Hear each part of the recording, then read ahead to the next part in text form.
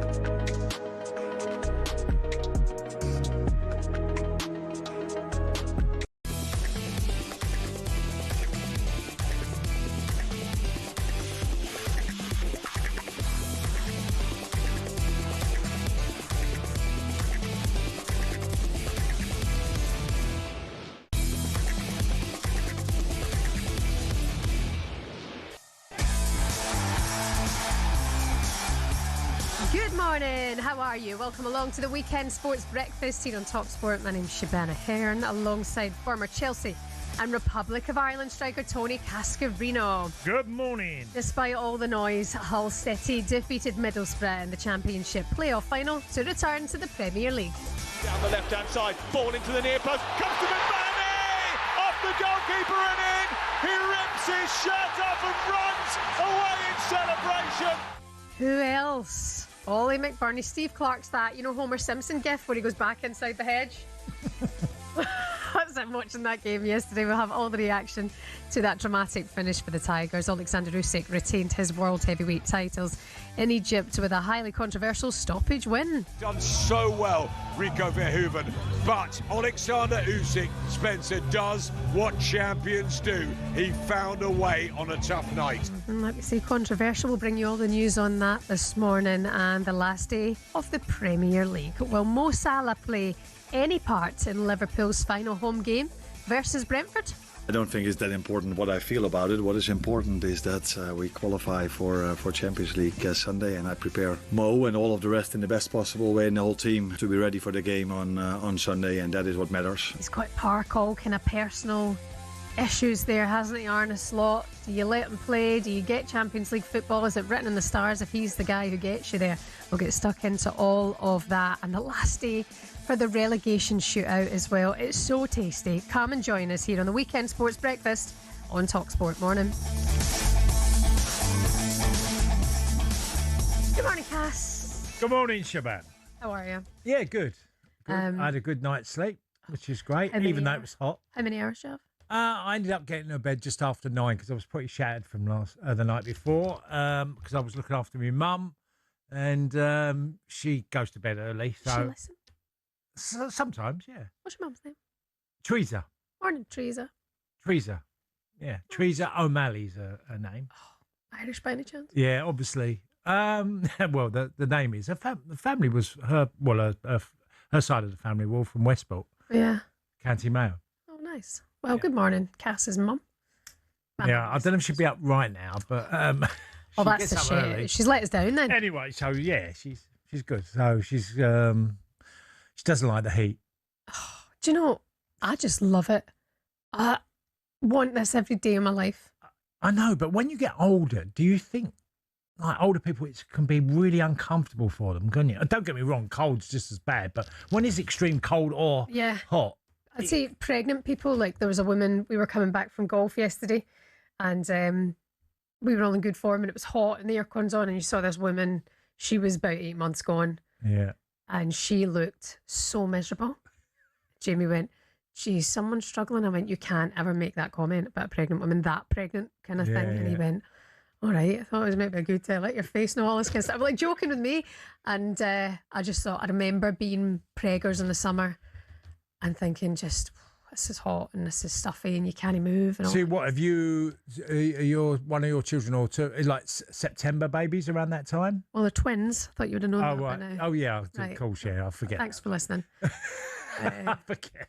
They were born in July, yeah. Yeah. Oh, And do you know July, what? well, that's even And right in 2 the days middle. later, when I was in the hospital, it was the hottest day on record. Right. And I wasn't even that hot. I was just lying there out my nut. Give me more of whatever that is. The milk's coming in. It's an emotional time, I have to say. Yeah. Anyway, I digress. Childbirth, 8, 10, 18. Let's actually start at Wembley, shall we? But it was a good day for Hull City. Here's how the playoff sounded for you on talkSPORT. It's the playoff final that was never meant to happen. Middlesbrough against Hull City. Giles will lift it into the box. It's towards McBurney with the header. It's tipped over the top by the goalkeeper. Did it hit the crossbar first? Strelets's outmuscle the defender. Left-footed shot towards the far corner. It's the fear of failure almost, isn't it? Some players really can't release themselves in these big games. Hirakawa down the left-hand side. Ball into the near post. Comes to McBurney! Off the goalkeeper and in. He rips his shirt off and runs away in celebration. Ollie McBurney may just have sent Hull to the Premier League. Well, he may be big, he may be brash at times, but he knows where the goal is. You know, I kept saying to you about this whole team. They've got that ability on the break to find a moment, and they found the moment. It goes back into the arms of Ivor Pandor, and finally, that's it. The Tigers are back in the big time.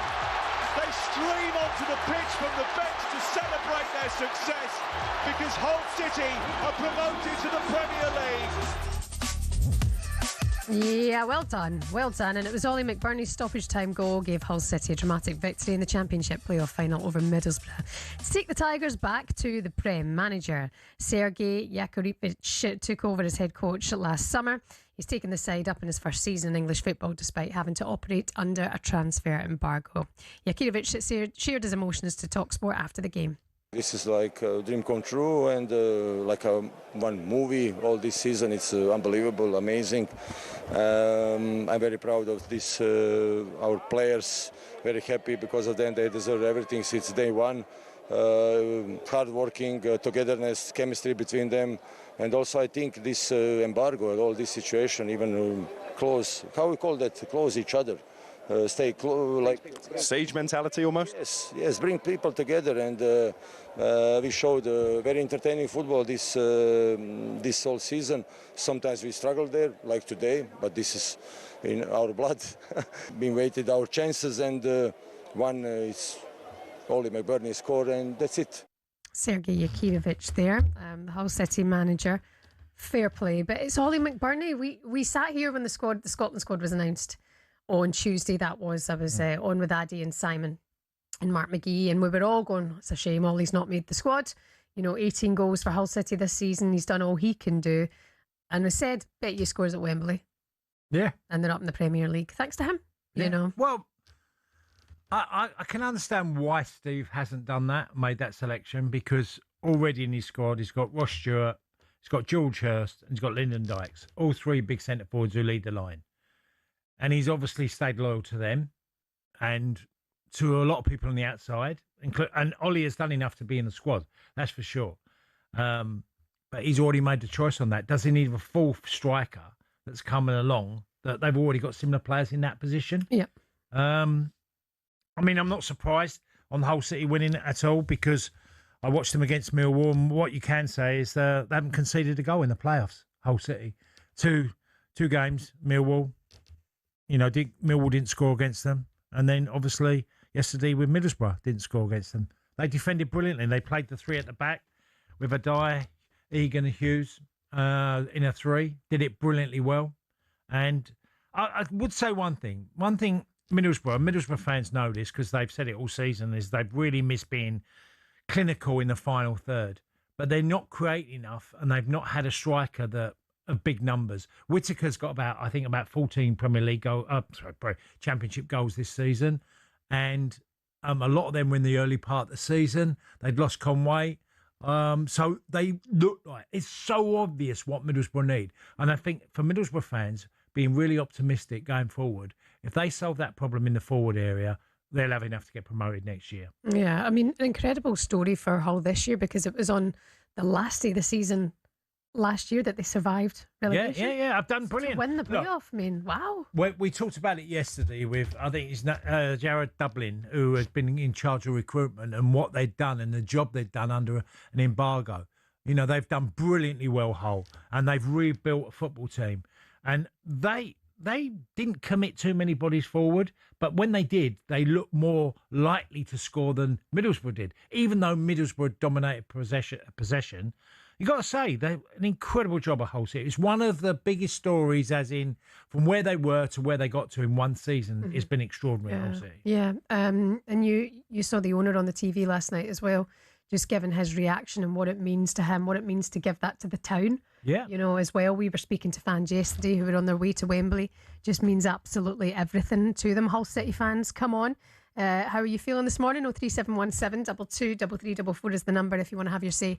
81089. How do you fare in the Premier League next season? The good job is that you're there. That's it. Coming up next on the Weekend Sports Breakfast, what next for Martin O'Neill? Will he consider staying on as Celtic manager next season?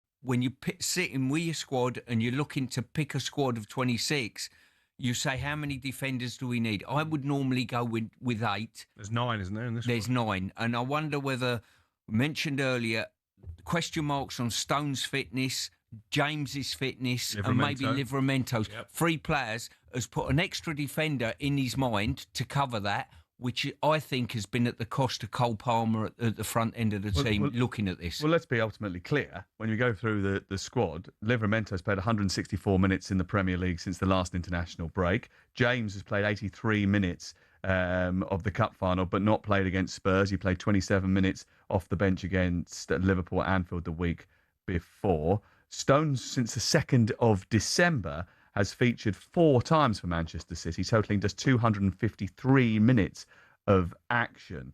And Jed Spence, I mean, look, he played 70 minutes against Uruguay in the friendly on the Friday night of the last international break, but he's only started once under Roberto De Zerbi. So it's not as if everybody in that back line is playing regular football. I guess you can look at that 2 ways. You could say there's a risk because they've not played many minutes, or you could say actually they're coming in fresher than some of the players because they've not played so many minutes. Looking at your face, Stuart, you think they should have had a lot more minutes under their belt. I think people are a little bit deluded with this word fresh. Listen, I'm fresh. I ain't played for 20 years. Don't make me a better player, I think it's very, very misleading. People say being fresh. I like to get in a routine, a rhythm, 90 minutes, going to major tournaments. I'm sure Gab's the same. if you said to him, like, have a month off and then deliver, well, he'd probably take that. I'm wrong individual, sorry, but most people, most normal human beings need the consistency of playing, and this fresh, it's a red herring. Honestly, it really is. You're telling me, leave me out and don't play me a great deal since the 2nd of December in John Stones is going to be helpful this summer. I don't see it. And he has a history of picking up injuries. Didn't he pull out the last squad injured at the last minute? He did, but the other thing to mention is that he always seems to be available for England, especially at major tournaments, and he has managed to do that regularly.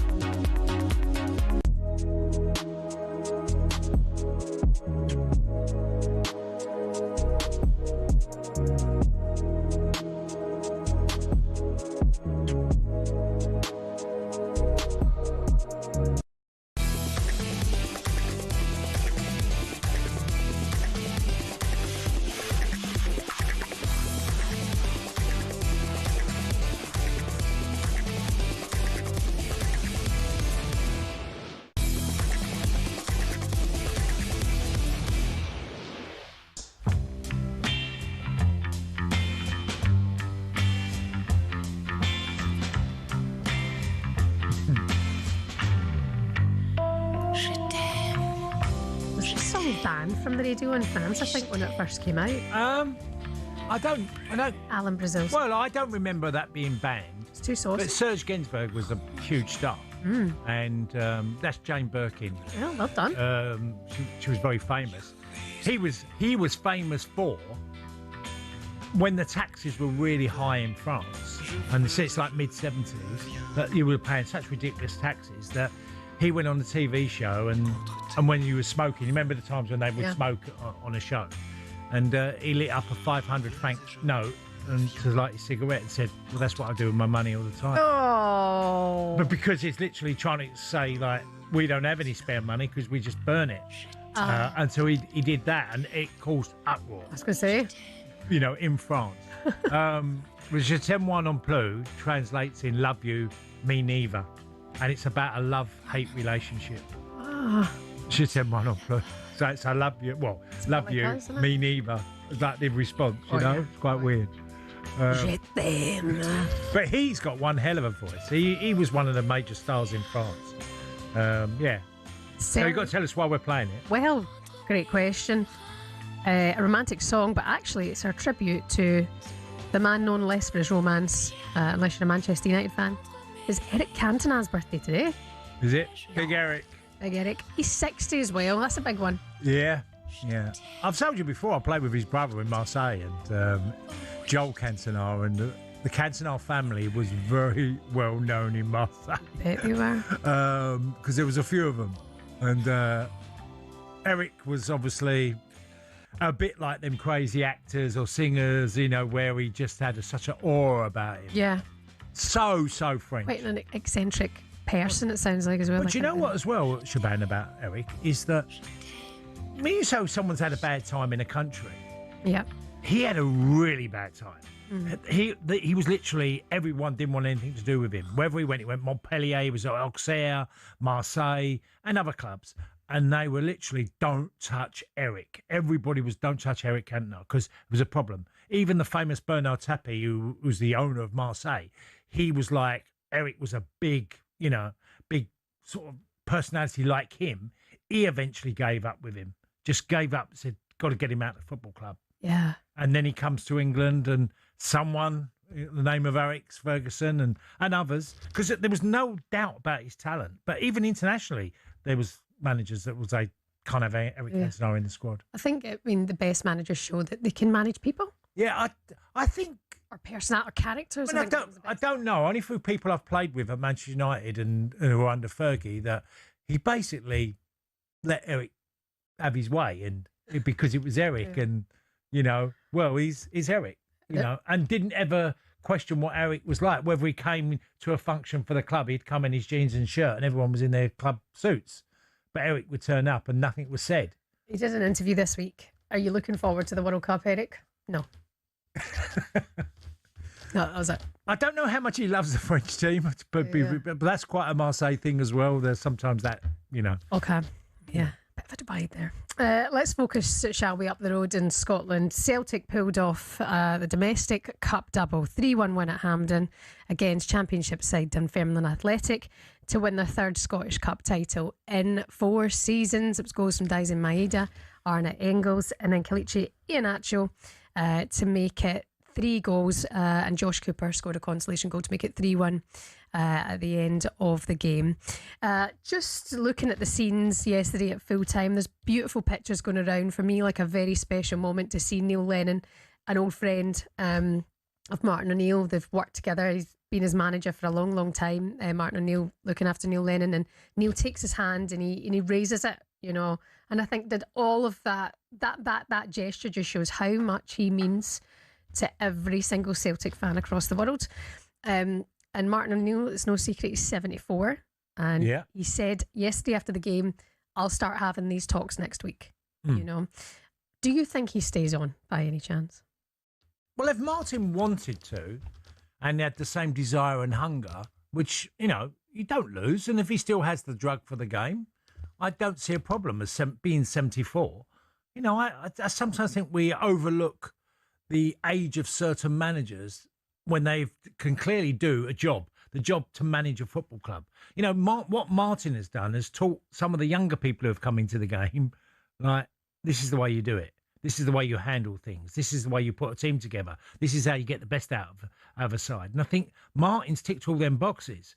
Now, if he thinks maybe I could have a role at a different capacity at Celtic, maybe if someone like Robbie Keane came to the football club, and he would oversee, but also help Robbie, because that's what initially would be his job. He might want to do that. He might still want to have a part at Celtic Football Club. I don't know Martin well enough.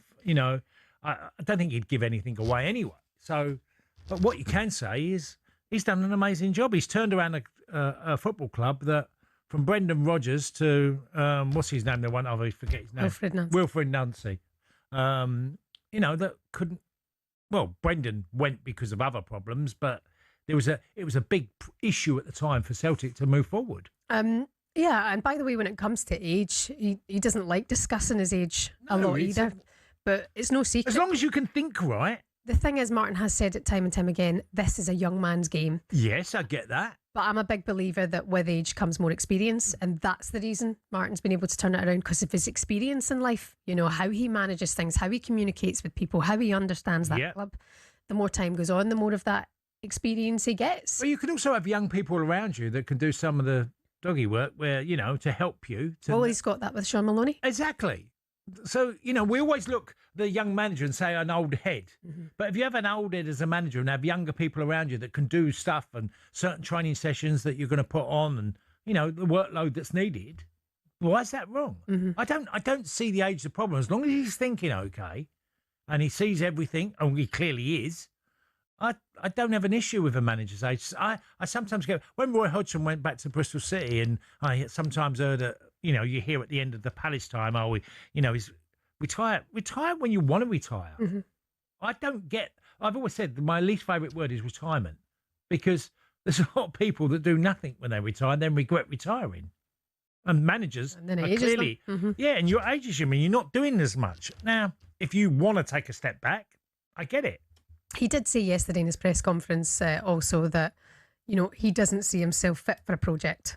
If it is a project, no, I don't. Okay, so if we say, right now, if we say, look, the right person's not available now, if, say, Celtic are looking, they can't find exactly the one, and he goes, well, if you need me for another season and you spend the next year looking for the next Celtic manager after me, I'm quite comfortable in that. Yeah, I think we all are.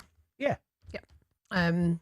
The rumours are it's going to be Robbie Keane. He's been linked to the club for a I think while. that would make good sense. And then Robbie deserves a chance. He really does. He's a young guy that's done extraordinarily well. He's gone abroad and he's gone to different countries and he's given it his all to become a manager. So he's earned his stripes, Robbie. Would it help Robbie to have Martin overseeing things? Or is that I don't. The Alex Ferguson thing and being attached to the club so much? I don't look.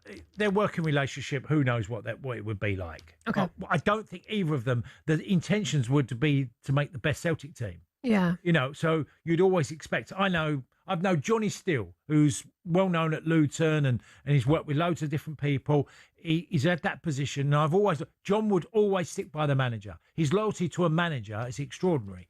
So he's been a manager, but he also knows how to be someone above the current manager and help them and stay loyal to them. And, you know, and when things need to be said and done, you help them. Mm-hmm. Yeah. Listen, what a season it's been up the road in Scotland. And I do think everything that's happened over the last couple of weeks will certainly bring more eyes to the game. And that can only be a good thing. If Martin O'Neill's there or not, we will wait and see. But from a Celtic fan, Celtic family, thank you so much. What a season. And we won the league and we've won the cup. And it's just been one of the best ever. It's been absolutely chaotic and it's been one of the sweetest. But football's been chaotic this year, hasn't it? If you look at yesterday, how dramatic it was in the playoff and how Hull have won and what's happened before that, it's been a very dramatic season in many ways in different leagues as well. Completely agree. Oh, yeah. I mean, now we're sitting here looking back, like, that's been mental. Love it all the same. Celtic fans, who do you want next season? Martin O'Neill or Robbie Keane? 81089 3717 223344 is the number. It's the Weekend Sports Breakfast. Coming up next, let's talk to one happy Hull fan after their promotion back to the Premier League after a 9-year absence.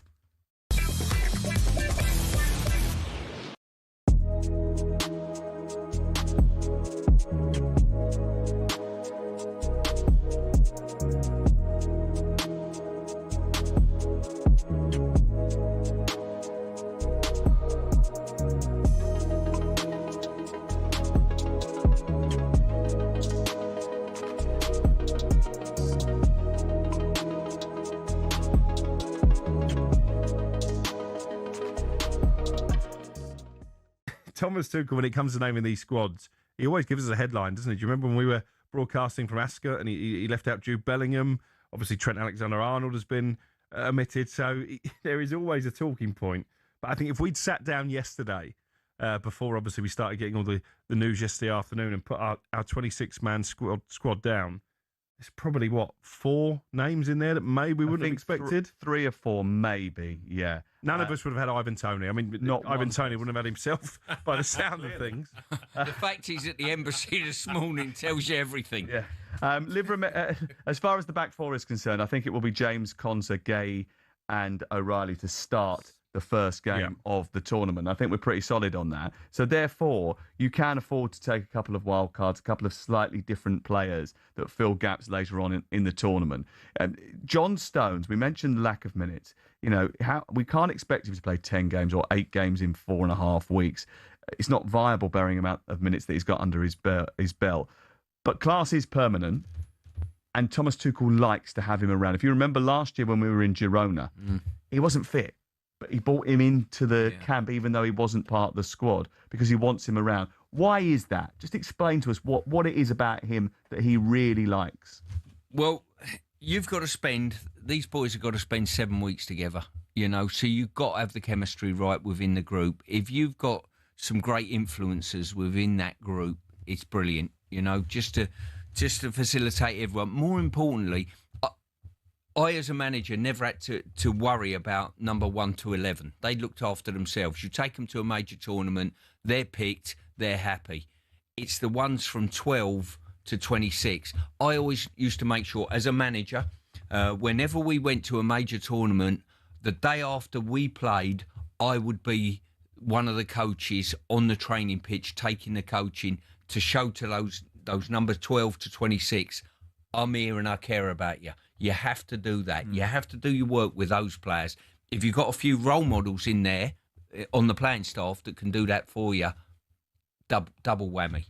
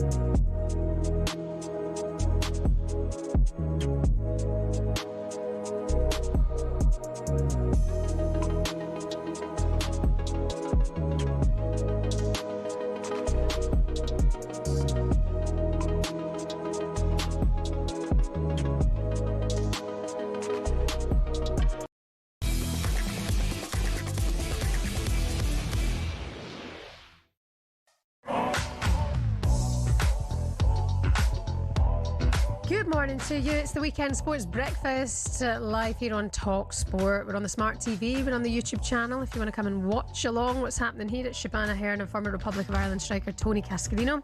Some of your headlines you're waking up to this gorgeous morning here in London. England captain Harry Kane scored a second-half hat-trick as Bayern Munich beat Stuttgart 3-0 in the German Cup final to complete a league and cup double. Oh, Kane heading to a World Cup in some form. George Russell beat Mercedes teammate Kimi Antonelli to pole position for the Canadian Grand Prix for the very last lap of the qualifying session.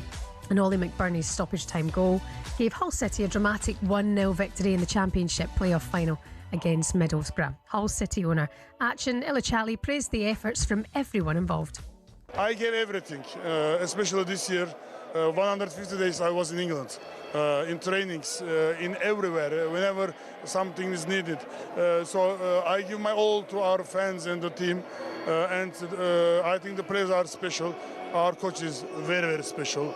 He deserves to be in Premier League. So when I picked him, everybody was a little, of course, suspicious. But now everybody believes in him, and he showed us how good coach he is. I'm the one who just supports them. Of course, if you ask me who is the real heroes, the players, coach and the players.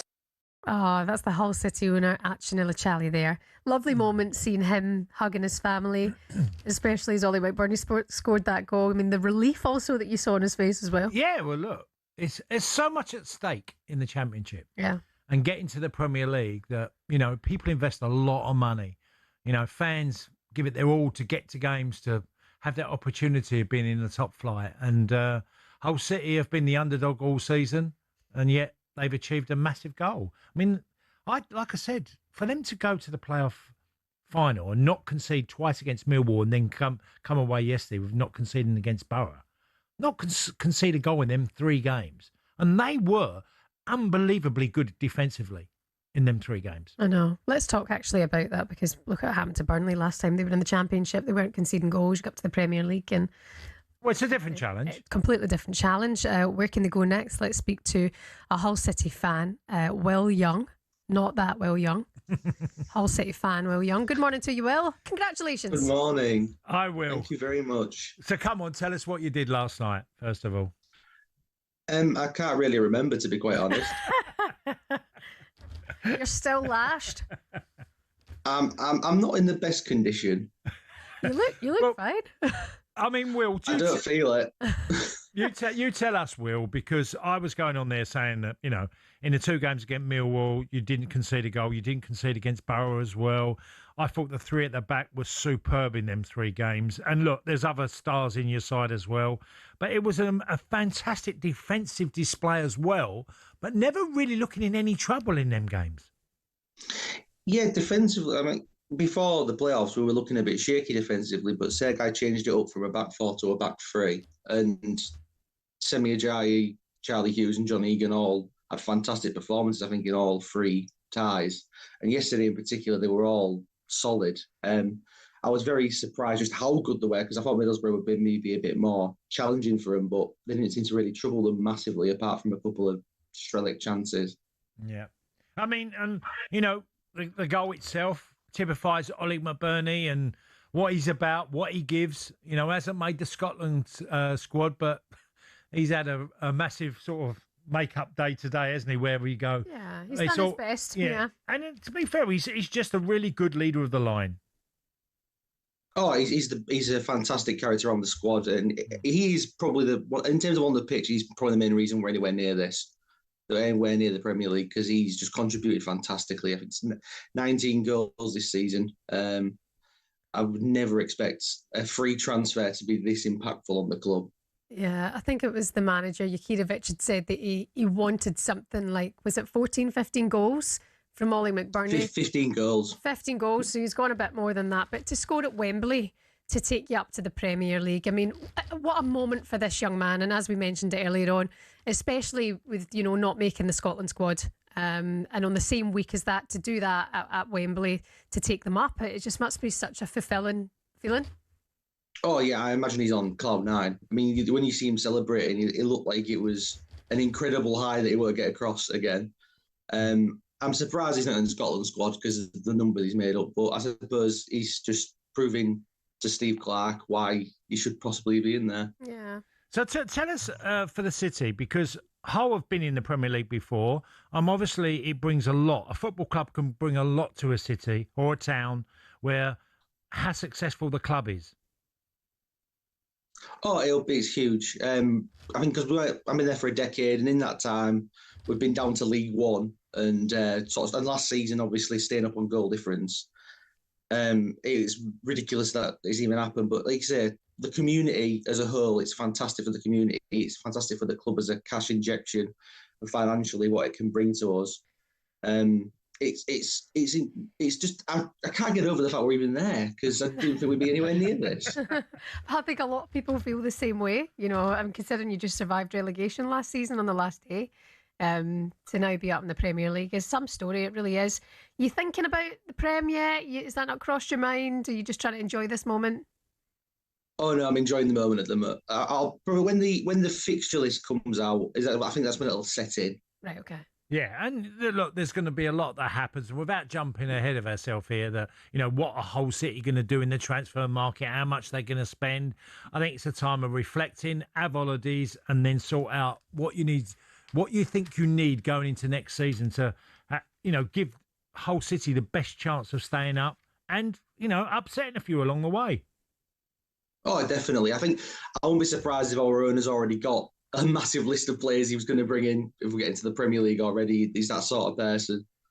Apparently, Gabby Agbonlahor was on Achinella Chali's boat in Istanbul. Maybe he's going to. He was. I've seen the video of it. What's the relationship there then? I should probably just ask Gabs instead of putting this out on air. But here we are. Not sure. Makes you wonder, Will, doesn't it? Listen, congratulations. Go and enjoy the celebrations. Get yourself a quick cat nap and get back out and get back on it. Oh, yes. Thank you very much. Well done. That's Will Young, Hull fan and podcaster, enjoying the celebrations from Hull City. Yeah, it's great. I mean, look, when he was talking there, Shebahn, about Hull City, where they were, when I joined Millwall and I left Gillingham back in the late 80s, okay, Millwall had finished just above the relegation the season before, and we were champions the next year. Isn't that funny? Yeah. So it's happened before. Teams do, have a terrible season. The year after are the surprise package. Yeah. Hull City were that this season. Look at Reggie Lebris. Last team he was at was relegated. Yeah. The French League. And does that with Sunderland this season. Just shows you how quickly football comes at you. Right, let's do this. Get ready to get the ultimate football fan winning feeling with talkSPORT Win. The World Cup is just around the corner. It's 2026 FIFA World Cup, and all thanks to Adidas, the tournament's official match ball supplier. talkSPORT could be sending you and a friend to Dallas, Texas. You could be at England's first game against Croatia. That's the 17th of June. You'll get return flights, accommodation, spending money, all the tickets, the official Adidas match ball, the Trionda, all thrown in for you. It's a brilliant one to try and win. All you have to do to take part is head to talksportwin.com or text WIN, W-I-N, to 83338 now. The text and online entries cost £2.50 plus your one standard network rate, or you can call this number 0343 418 7260. That's 0343 418 7260. Now, the entries must be in by the 1st of June at 4 in the afternoon. And then you'll need to answer your phone if it rings that day. It's 18 plus, UK residents only. It's a talkSPORT promotion as well, with all of the terms and conditions on the website, talksportwin.com. Text the word WIN to 83338 now. What's the website again, Cass? talksportwin.com. Oh, he's a good listener, and he's a looker, and he can score goals. You're listening to the Weekend Sports Breakfast. Up next, we'll get today's back pages. Good morning.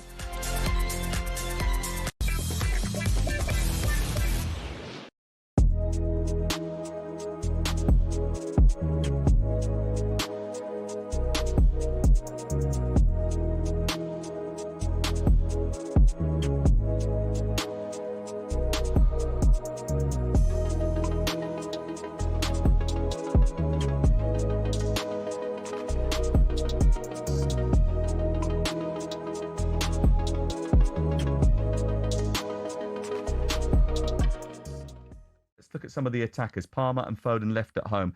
The two omissions probably that define the talking points of the squad. But we all expected it. I've been saying it for the last 2 months, and Manchester City fans and Chelsea fans are like, no, you can't leave them out. It's Cole Palmer, it's Foden. We know what Palmer can do in big games. But when you're not performing in that position where we've got so much talent, the likes of Rodgers, Eze, look at Bowen, unfortunate not to be in the squad. Gibbs White can't get in the squad. So I don't think it's a shock that Foden and Palmer don't make it. One of the things that he has said, Thomas Tuchel, is that he wasn't going to take a batch of number 10s. He was going to take players that played in specific positions in that front line. He has only taken 3 of them. He couldn't take 5. He didn't want to take Foden and Palmer and then crowbar them into the team out of position. Is that the right call? I think so, because we saw, going back to the last European Championships, Gareth Southgate tried to do that with Foden in particular, and he ended up having a nightmare of a tournament. Palmer was used only sparingly. So, yeah, I understand the argument. I would have taken one more in that number 10 position, because obviously you can play Bellingham deeper if needed as well. And I think if you're talking about taking one more, Gabby's dead right on form. Foden has been off it for a long time. Palmer has had an injury-afflicted season and hasn't really been the Cole Palmer of old. Morgan Gibbs-White would have been the one for me. You look at his numbers, his best ever goal-scoring season. He's carried Forest away from relegation danger into a major European semi-final. So I think of all the players that have been left out, he'll be concerned this morning. I was just thinking there, actually, can we lend a few of these to Scotland? They'd appreciate it. Unnecessary? Would you say stoking the fires? He is. I don't know whether that's an insult to England or Scotland at this moment in time. We'll dig deeper later. Morgan Gibbs-White, the joint most goal contributions of any English player in the Premier League this season, didn't make the squad. 17 goals, Europa League semi-finalists. Come up with some big moments as well when Forest have needed it most. As a Forest man yourself, does that irk you a little bit? I've looked at Gibbs-White's performances over the last 2 or 3 years. When he plays well, Forest play well. You know, he does have dips in form, to be fair, and it's probably cost managers their job on occasion, to be quite honest with you. But the bottom line is, at this moment in time, if you turn around and said who is really bang on form, Gibbs-White is.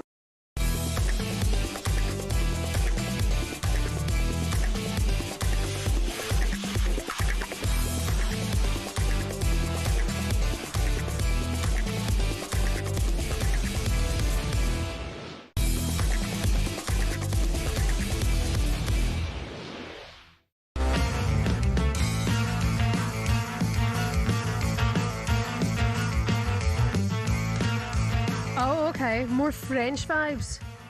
This is French-Canadian rock duo Angers Deported. I don't know this one. Me neither. This is Sherpa, just for a bit of Eric Cantona's 60th birthday. If you're listening, Eric, 03717. Give us a bell. It'll be good to talk. Happy birthday, Eric Cantona, 60 years old today. And today is crunch time for two clubs in the Premier League, as both West Ham and Spurs looking to avoid the drop. You can listen to all of the goals as they go in. Adrian Durham, the GOAT, is here, going around the grounds from 2 o'clock this afternoon with everything as it happens. I played a wee bit of golf yesterday, Cass. Again? You playing what, practice, or you played some holes? Oh, practiced. Okay. It's so bad. Took the kids, and Jamie got the kids these little kind of kids ones, but they've got a bit of weight on them. Yeah. And Reva can just smash the ball. Great. Just instantly, didn't have to take a couple of goals, just connects with it so well. I'm like, that's the hardest bit. Yeah. My son, miles off it. Miles off it. Shout out to the guys at Centurion this morning, Niall, Michael and Callum. Callum, the Arsenal fan, going to Selhurst today. Have a good one. Right, let's do this.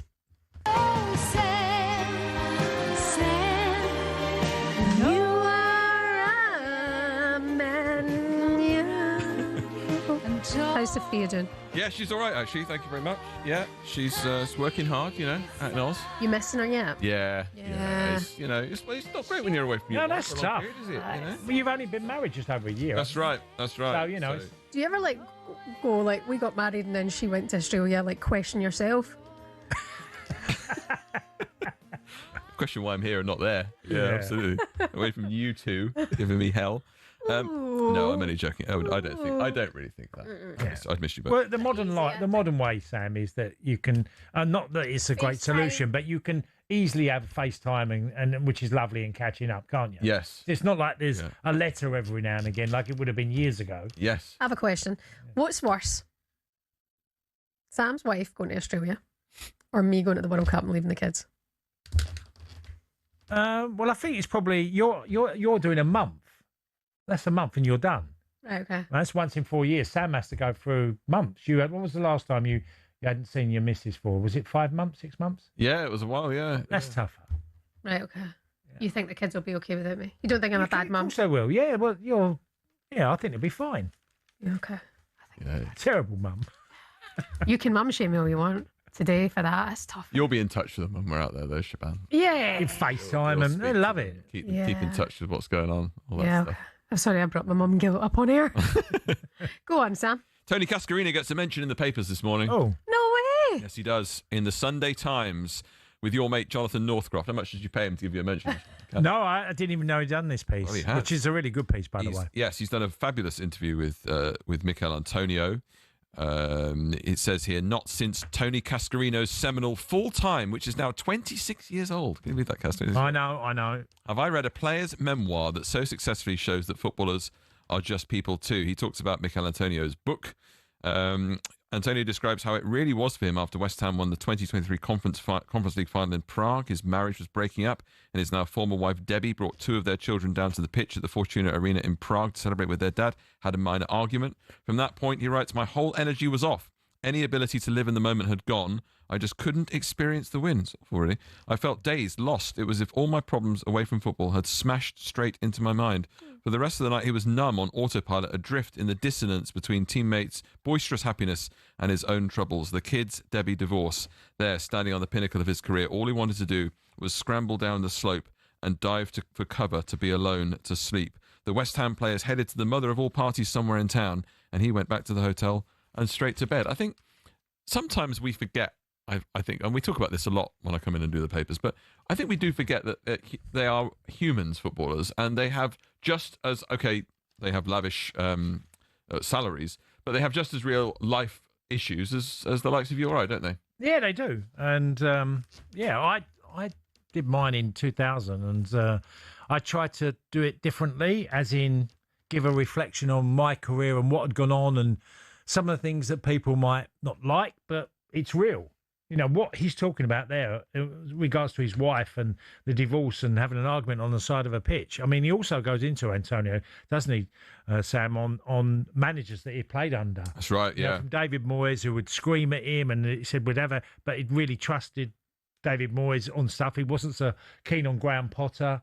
And you know, he was also at the club when they had an incredible moment of, well, they were just limbo, wasn't they? They can't, when they had Lopetegui and Graham Potter, it all happened so quickly. He'd seen a number of managers come, and then he had the serious car accident. That's right, yeah. It's a crashed his Ferrari in December 2024 while driving home from training in poor conditions, shattering his right femur, but emerging otherwise unscathed from the wreckage. During his rehabilitation in Dubai, West Ham changed manager from Julian Lopetegui to Graham Potter, and on returning to the club, Antonio, West Ham's record Premier League scorer with 10 years service, found himself unwanted. His contract expired and his exit was confirmed in August 2025. Potter was sacked a few weeks later, and the episode showed how footballers' careers often rest in the hands of others, sometimes just a manager passing through. And it's funny, Shebahn, because we talked yesterday, didn't we, about Harry Maguire's wife saying it's just somebody's opinion, effectively, on him not getting called up. And that is it, isn't it, for footballers? Yeah, for some, but yeah, is it for young players? You know, a chance and opportunity to make it. Yeah. You know, it's somebody's opinion. No, he's not good enough.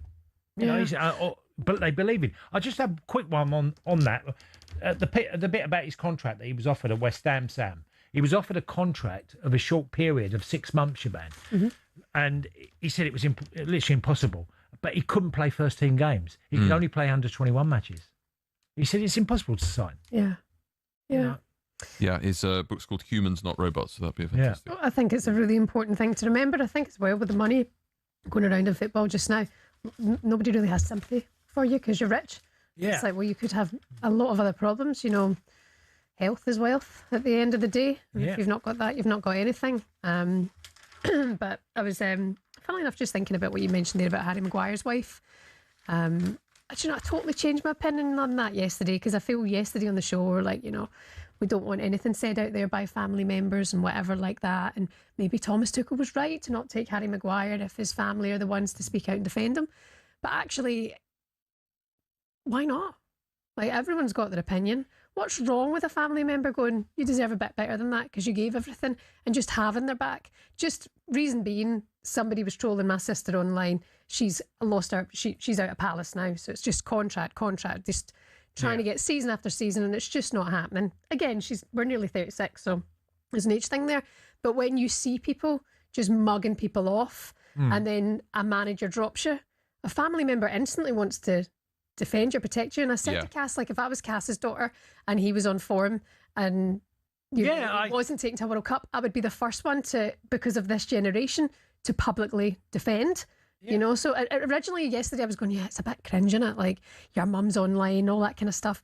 But actually it's like, well, they love you so much, they want you to know publicly that you've done everything. I've always felt that. I don't know if that's right or not. There's no wrong or right. Yeah. Okay.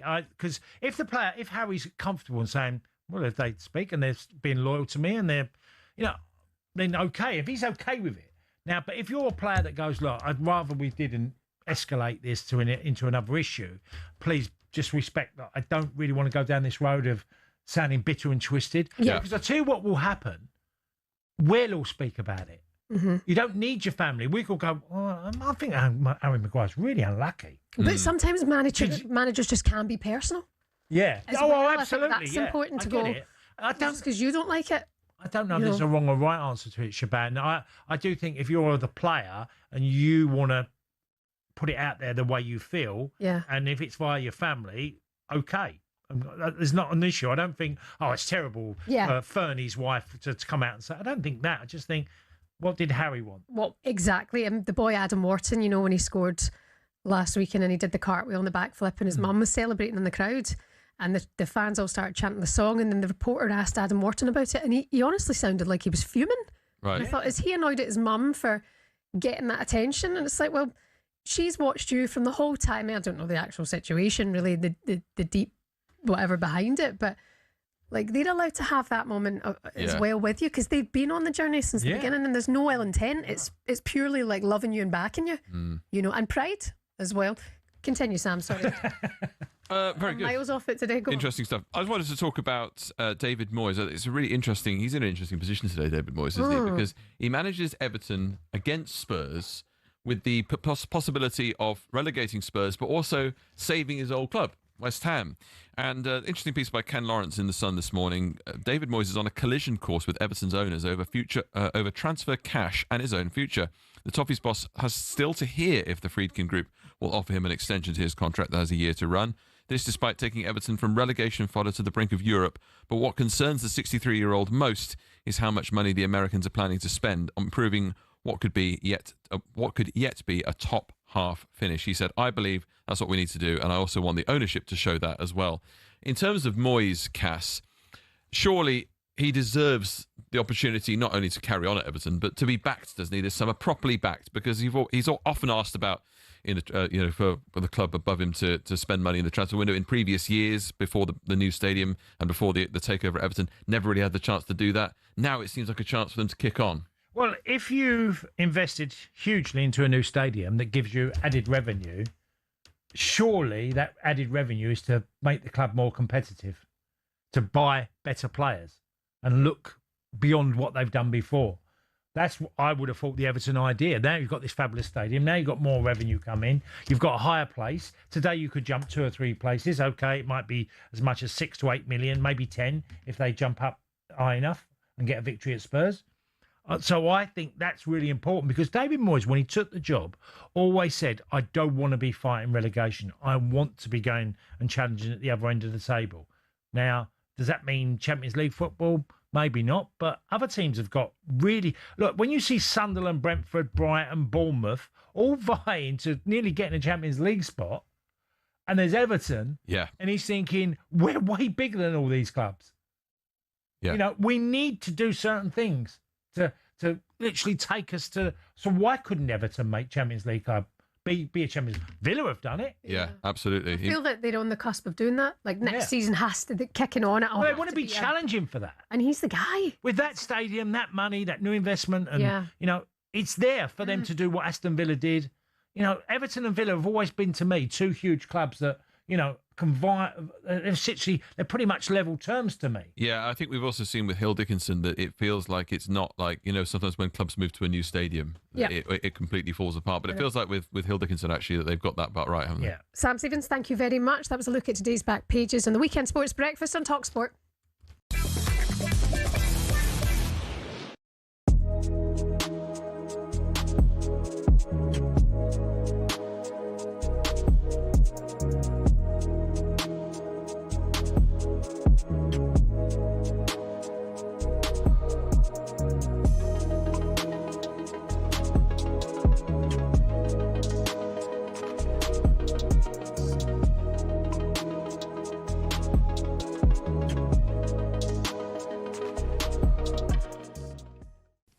I thought it was great at the end of the game, the way the players were with him. Oh, do you know what I mean? Emi Martinez picked him up. Because we saw a wee side to him that you don't see. Yes. We saw a different side to him. What was funny, though, when Emi Martinez picks him up, on the clip behind, you can see the players are a bit like Tyrone Mings. They're laughing like, oh, my God, how has he done that? Yeah. Because then they know that, like, the manager's not really like that. He doesn't like to be the centre of attention. Yeah. But it was incredible scenes, Ali, afterwards. So emotional for so many Villa fans. And we were lucky to be in the stadium. Brilliant. All the clips back home, Ali, like, so many places showed the game. thousands of fans on the streets still now celebrating across the world. How many fans I spoke to last night that have come from Australia? See, They've got 4 flights to get here. Same. Some fans have not had a hotel room overnight. They've got the early flight this morning, so they just stayed up. Some fans have got to get them back through Germany, through different parts of Europe to get home. But what that win means for every Aston Villa fan in the world, Ali, it's just unbelievable. I can't describe in words, and I hope we get some good callers on today, and they'll have their stories of what this means. I'm to sure them. we will, Matt. Yeah. Okay, 6:20. We're the champions, of course, rang out at Besiktas Park as Aston Villa get their hands on that Europa League trophy. I wonder if you've learnt the words by now, Gab. Here's I your know, mate, I know. Well, listen, we're going to bring you back down here for a crashing bang, my friend. Here's your rendition of that classic last night in the stadium.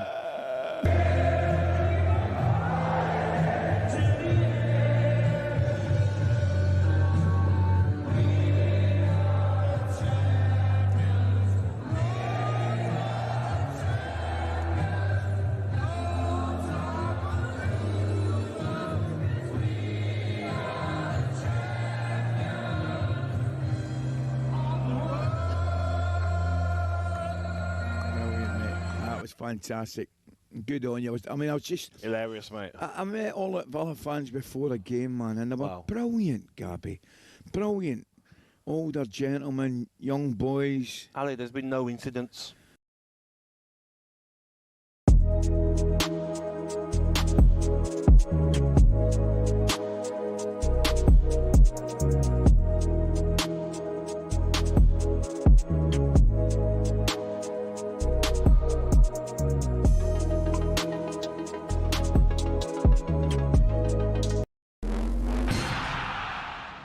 Who would have thought a sporting event's halftime show could have a bigger impact than the game itself? Well, the Super Bowl halftime show does exactly that. In 2024, Usher brought in an audience of 180 million worldwide, the biggest ever in the event's history.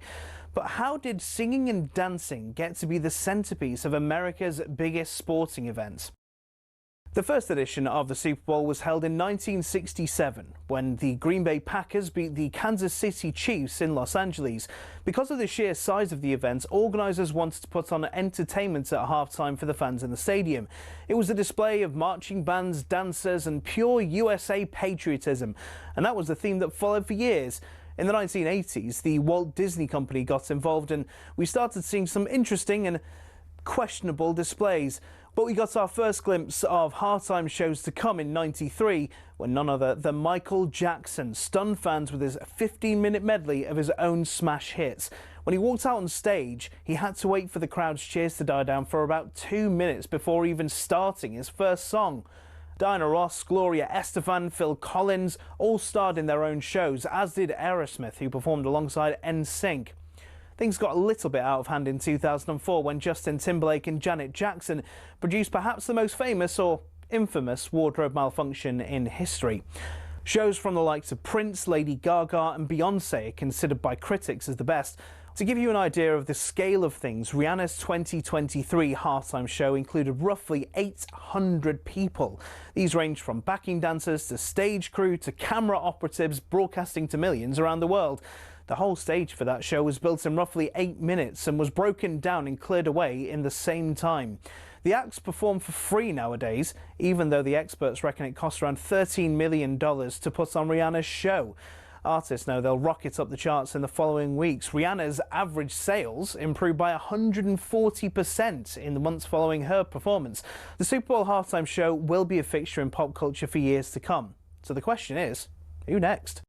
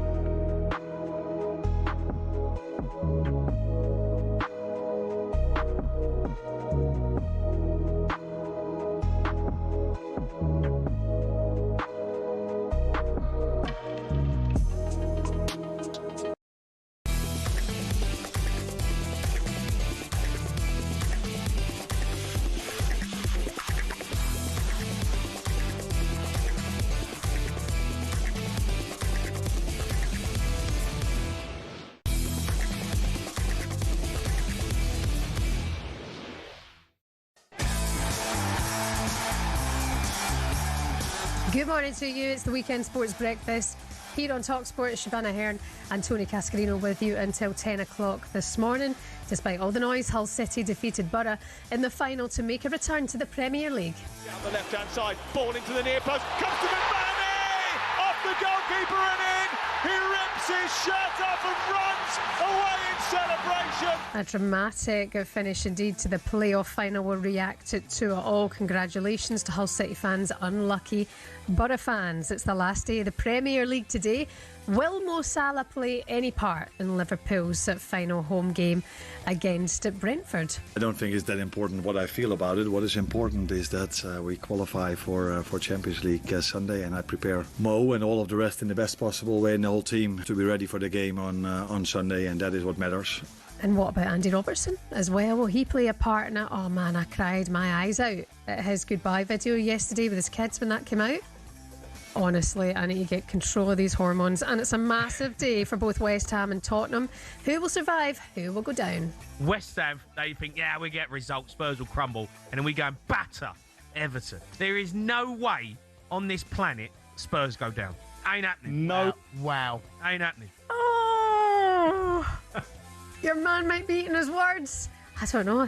Put a bet on it right now. Who's going down, West Ham or Spurs? Look, West Ham are in a much more severe situation. So a lot's got to go right for West Ham today. Okay, I think for them to stay up. So I would say Spurs. I think Spurs go down. West Ham fans, Spurs fans, where are you at this morning? 03717223344 is the number. It's the Weekend Sports Breakfast here on talkSPORT. Just admitting this now, we've put in our second McDonald's order in 2 days. I know, we're naughty, aren't we? Disgusting. Yeah, well, I like it. Try to be good, but when it's a 4-hour show, you tend to you need something in between, don't you? Yeah, and you got the rough ride yesterday because he ordered the bacon bap McMuffin, bacon McMuffin, whatever it is. Yeah, didn't enjoy it. But honestly, when he held it up, his hand looked massive. It was that small, shrinkflation. Oh, big ends. Big ends, bruv. But in the end, we got the double sausage. I got the double sausage, so there was a lot more to it. So today he wants a double sausage. Here you go. Luckily, my missus is not up because she would be like, what are you doing having that food? Miss Health. Yeah. Miss Health will come for you for that. I didn't even mention it yesterday. I acted like I had a normal breakfast. Would Jamie be up now? He's just up. He's just texted me. Oh, is he? Oh, right, okay. Yeah. But he won't be listening. Because you've gone from the athlete that done the marathon. Yeah, to a fat pie. I wouldn't say that, but you've gone from that to having, 2 McDonald's in 1 weekend. And I'd do it all again. Right, here's what's coming up for you on talkSPORT today. After us, it's Sunday edition with Sean Custis and Henry Winter. That's at 10 o'clock this morning.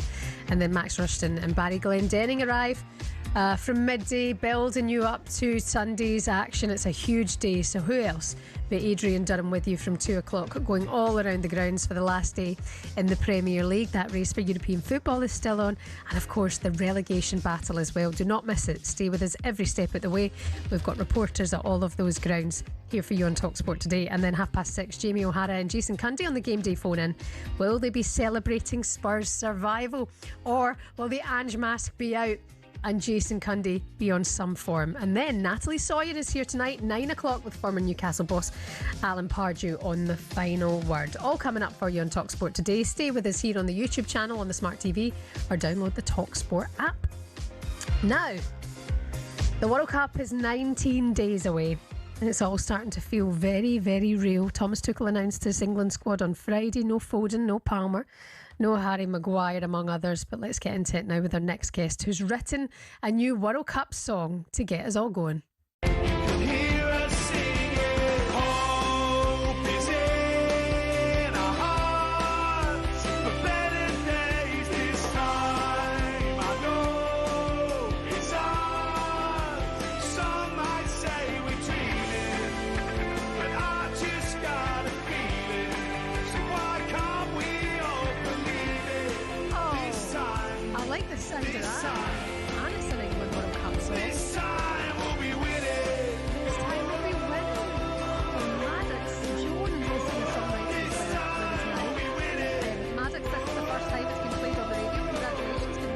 Hi, Alex. Good morning. How you doing? You all right? Yeah, good. Great. You sound brilliant. That sounds really, really good. You.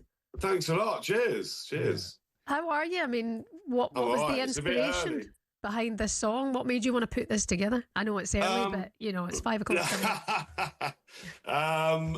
Well, actually, in 2022, the idea of, because I'm a music artist anyway, and my good friend Paul Reemans, who's chairman of ex-chairman of Wealdstone FC, he rang me. He was like, "I managed the Wealdstone Raider. Do you want to do a World Cup song?" So I wrote a World Cup song for that for Qatar, and then that did all right. That did quite well. And fast forward now, I wanted to write a new one that was more like about the hope of and the belief that football brings, like the national tournament brings everyone together. Everyone gets gets around the TV. It feels like a real sense of community. And I wanted to just write an epic anthem for that hopefully will get played in stadiums and all that kind of stuff. So. Well done. It helps with England winning because songs go further. If they go, you go further. I've been part of. We did a song in Ireland and sort of Italian 90 went great for us. We made the quarterfinals. I mean, and America. But these songs, when you. I always think they have to be quite quirky, and it's exactly what I thought when I listened to your song there, Maddox.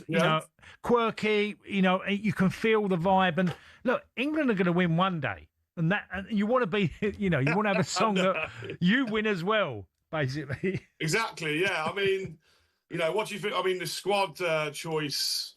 Let's see what happens, innit?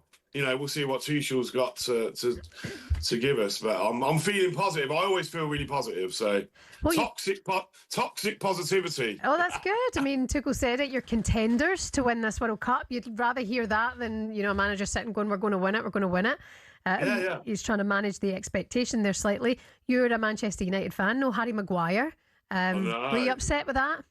Well, he's definitely like put the shift in, isn't he, for England? So I'm happy to see what the other guys have got to give. So okay, fair enough. Very well said. Now, have you had any response to making the song or anything like that? I can see bits on social media, but are any of the England guys getting in touch? If you had that? No, not yet. No, can you send it to him, please? Do you know what we'll do? It's early doors. We'll play it for the rest of the day and hope that we can get 10% if it does well.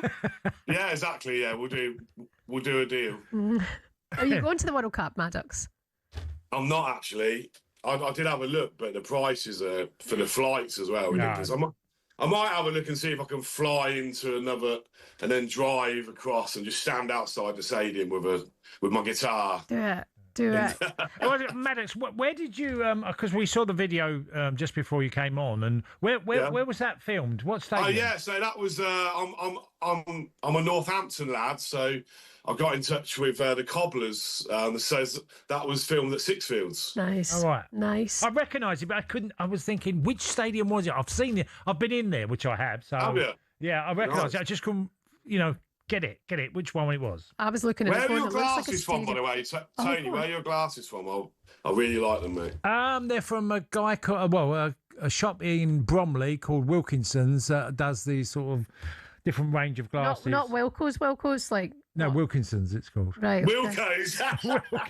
These are proper prescription lenses, Maddox. Yeah, no, they're prescription lenses. Yeah. I just wanted to go a little bit funky. As you get a little bit older, Maddox, I didn't want to get a boring pair, so I went and I've been called Dame Everidge and Elton John, Christopher Biggins. I've had them all. There you go. So, but people notice them. I'm glad. Thank you for liking them anyway. Yeah, no, they're cool. Nice. He's peacocking. Listen, Maddox, good luck to you with this song. Hope it goes well for you. Can we give it another? Can we give it another blast before we go? Let's play it again. This is Maddox Jones. We're winning it. Guys. Good luck. Cheers. See you later. Bye. Bye. I like the sound. Yeah. Because he has the. It's a catchy song. It's definitely a catchy song. Which is great. And like you say, if they keep winning games, well then people play it, and then if England are doing well, you can play it each week, can't we? Yeah. What's it called again? This time we're winning it. This time we'll be winning. Let's see how that one goes. Maddox Jones there with us on the Weekend Breakfast and talkSPORT. Don't forget 104 games from this summer's World Cup. And who knows if you'll be hearing that song quite a few times over the course of the next month. Every single game here for you on the talkSPORT network. I did laugh because you said, well, managers, I'm so bored of hearing them saying we're going to win it, and then he does a song called We're Winning It. Yeah, he can do it. Managers can't do it. Coming up next, we'll get into today's front pages on the Weekend Sports Breakfast here on talkSPORT. Morning. Can you hear that sound?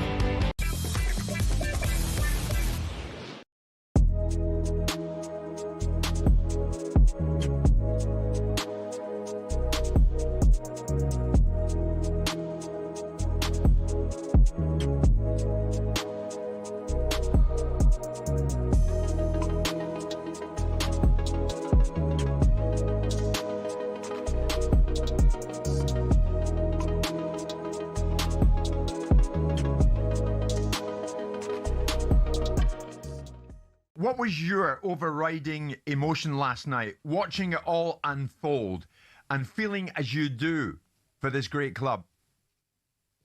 I think for me, it's Aston Villa a sleeping giant. European Cup winners in 1982. All you ever heard was, you wasn't born. You wasn't born when Villa won that. They've only won, last trophy was 30 years ago. So it was that pressure, sort of that monkey off the back for Aston Villa fans and the players and the football club.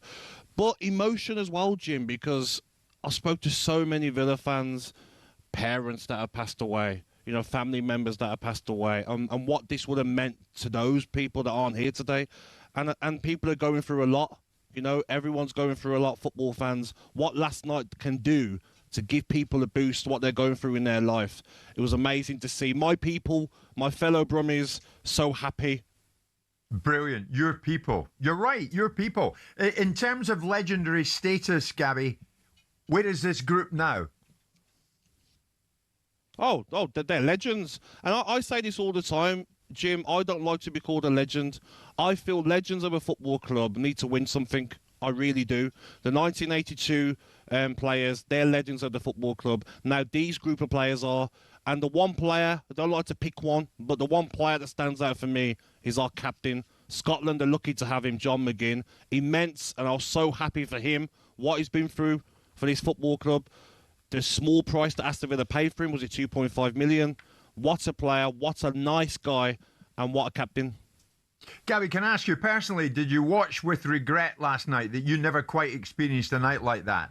100%. Yeah. 100%. I mean, we got to the Carabao Cup final, we got to the FA Cup final and lost, but to get to a European final and get it over the line, the pressure that was on the players, because they were highly favourites in the game as well, to win against Freiburg, it wasn't like a jealous feeling. It was like, wow, I missed out. Wow, what I'll do to be on that pitch to share that, because the players know, Jim, the players get it, what it means to the Aston Villa fans to win another European Cup title.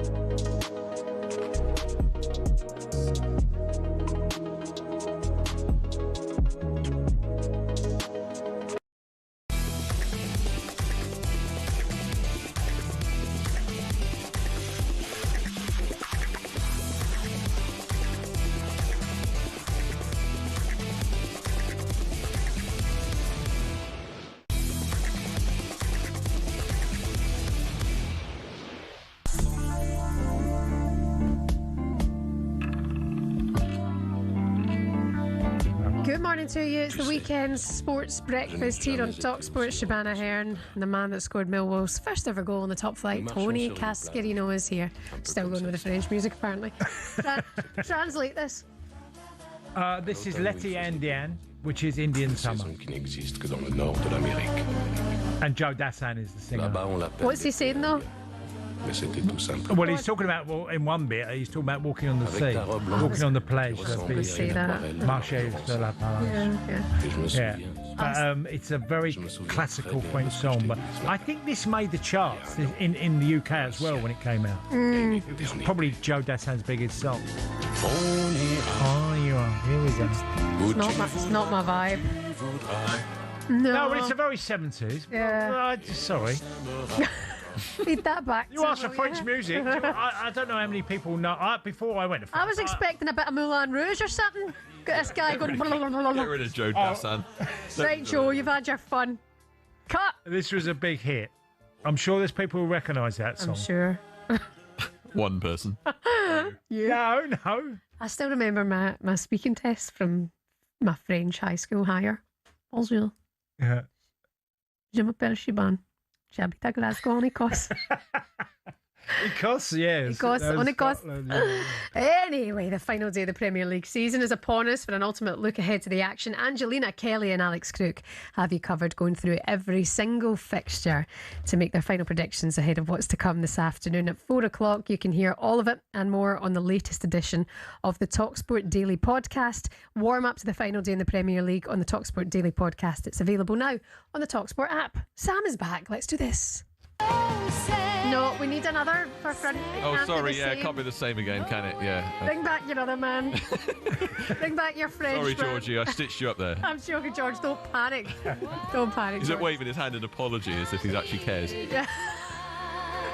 Go on, Sam. What have we got? I've got a great story for you this morning from the papers. Look, dipping into the front pages now, Casper, with a back page flavour. So it's a little bit of straddling the lines a little bit. Be careful if you're listening in medium wave, as Ben Fletcher would say. You're shh, and you know you are, is the headline this morning. Right. World Cup stadiums are to have quiet rooms for fans who don't like cheering. These sensory suites will cut out crowd noise for supporters who feel overwhelmed during matches. Instead of watching the action, they'll be able to sit inside a soundproof studio. It will have comfy seats, dimmed lighting, and state-of-the-art TVs tuned to anything but the football. What do we think about this idea? Is this for match-going regular punters? Is this for those maybe with learning needs or whatever like that? Well, I mean, for those with sensory difficulties, sensory overload, it obviously makes a lot of sense. It's a very sensible quite solution. a nice place to go. Very sensible solution. Imagine, but you would imagine that it's not going to be the easiest thing to be able to find quiet places during the World Cup, wouldn't you? People will be making a lot of noise. Well, that's what it's meant to be, isn't it? Well, exactly. You know, you want crowds cheering and, eager. Absolutely going for it. Yeah. Yeah. The thing is, though, when I take my wee boys to football, because he's got learning needs, he's always just like, that's just too much, hands on the ears. So, but you just put the ear defenders on and it's such a difference. It's a good thing, and I think it's really good that people consider this kind of thing now. Oh, God, people who have these kind of difficulties and challenges and things like that. It's really great that they've got that option. I think American hotel rooms are going to be a big issue, aren't they? Because they've obviously got massive costs attached to a lot of them, and then you hear that some of them are going to be empty because of some of the some of the places where are not as fashionable for host cities or whatever are going to have empty hotel rooms and things over the summer. It's a complicated situation. Yeah, speaking of hotel rooms, I was messaging Sam the other day. Indeed. Yeah. He sent me the link up. No, sorry, you didn't send me the link. I searched our hotel in Charlotte, North Carolina, where base camp is, and I nearly died. Good or bad? It was a shambles. I wouldn't send anyone to stay there, right? You know when you see like people like in one of those movies, and you just think, it looks dodgy. Scary. That was it. And then I sent it to him with a hyperventilating gif, like, what are we doing? Like, why are we going there?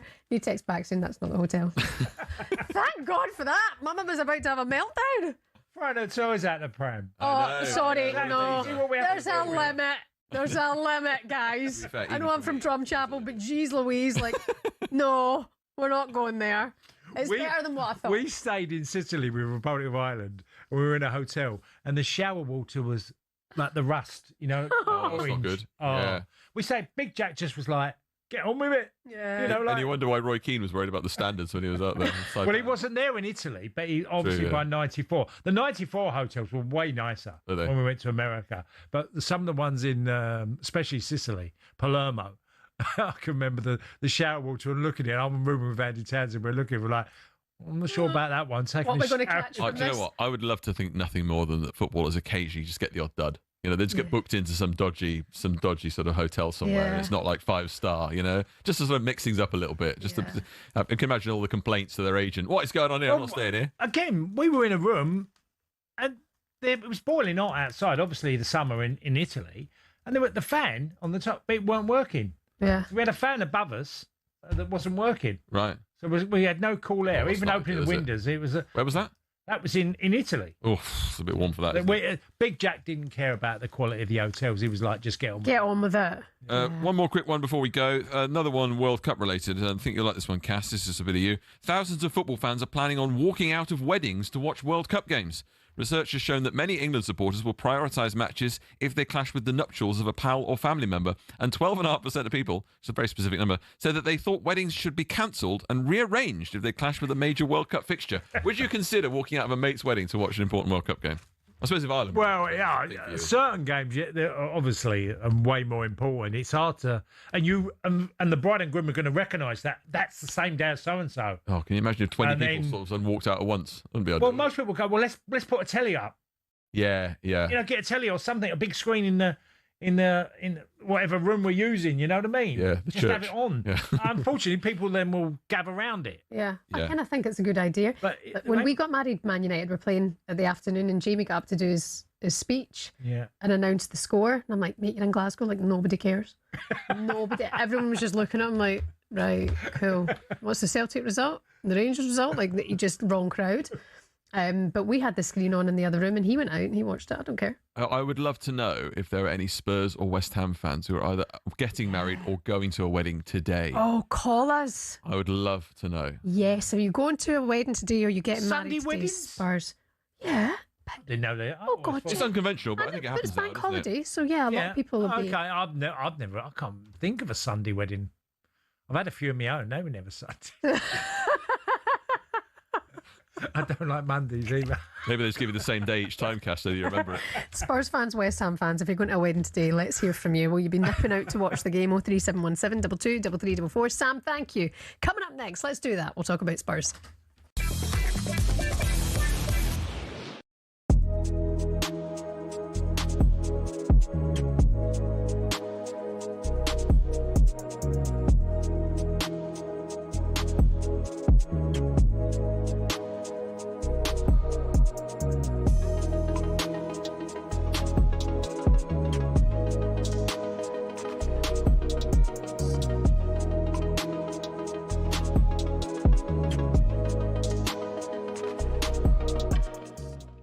It is a sensational story and so many strands to it. And I've seen a lot of Southampton fans who've come out in condemnation of the club. They say this is the darkest day in their long history. And I think a lot of Southampton fans are quite embarrassed at the way in which their name has been dragged through the mud. As you say, the punishment is immediate expulsion from that playoff final on Saturday, the £200 million game. So they have been stolen of the right to possibly get back into the Premier League the first time of asking, and a 4-point deduction for the start of next season. That's because, as I understand it, the EFL argued that the playoffs needed to be treated as a separate cup competition. Obviously, Southampton admitted spying on Middlesbrough, so that's where that punishment comes from. They also admitted over the course of this hearing with the Independent Commission spying on at least 2 other Championship teams, which is why there's also a points penalty for next season. Southampton appealed it immediately, not because they feel they're innocent, but because they feel the punishment doesn't really befit the crime. One of the things I was told coming out of St Mary's is they feel this is unprecedented. It is, because there isn't a precedent. I know that Marcelo Bielsa escaped with a fine, but it was only after that incident ahead of the Leeds final playoff with Derby that it was put in the rule book. So this is uncharted territory. Southampton have told staff in an email that I've seen from the Chief Executive, Phil Parsons, their legal team are confident they've got a strong case. They're going to keep preparing for this game on Saturday. I don't think it's going to be overturned in terms of Southampton being allowed to play this final. What could happen is a sort of halfway house where the points deduction gets rescinded. But I think there's enough evidence that Southampton will not take their place at Wembley. We're hearing stories of analysts dressing as staff wearing the kits of non-league Eastleigh when Ipswich were using their training ground in order to spy. So this is quite sinister in many ways. This is not just some bloke who's turned up at the Middlesbrough training ground and filmed a few minutes of training. So I think they're banged to rights. I think they've shown very little contrition. I think it's poor that we haven't had a statement from Southampton in the aftermath of this punishment. We still haven't heard officially from the club. Yeah, we're a long way down the line now. Surely they should have had something prepared.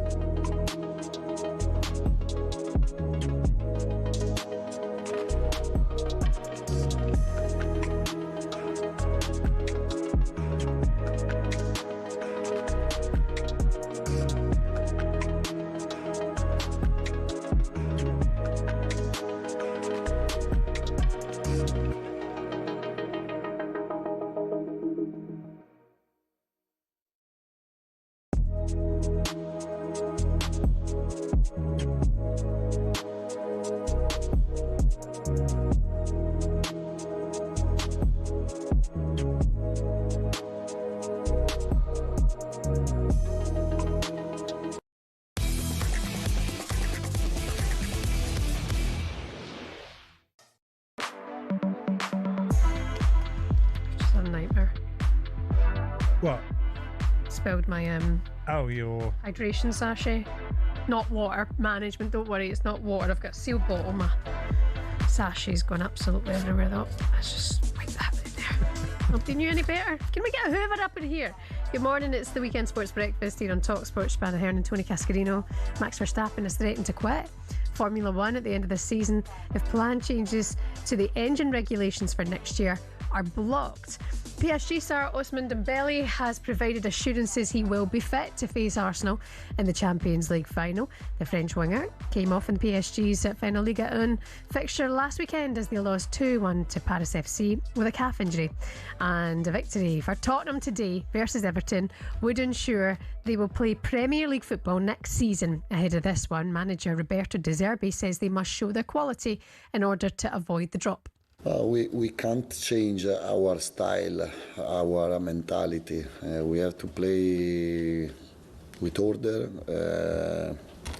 with the right behavior, with the ball and without the ball.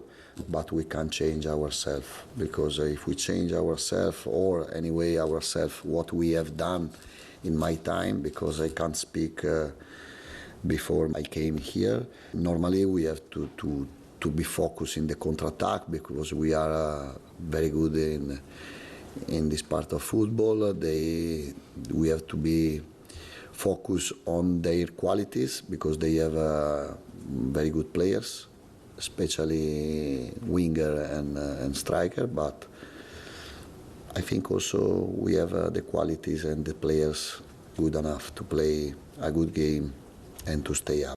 Cass, the biggest game in the club's recent history.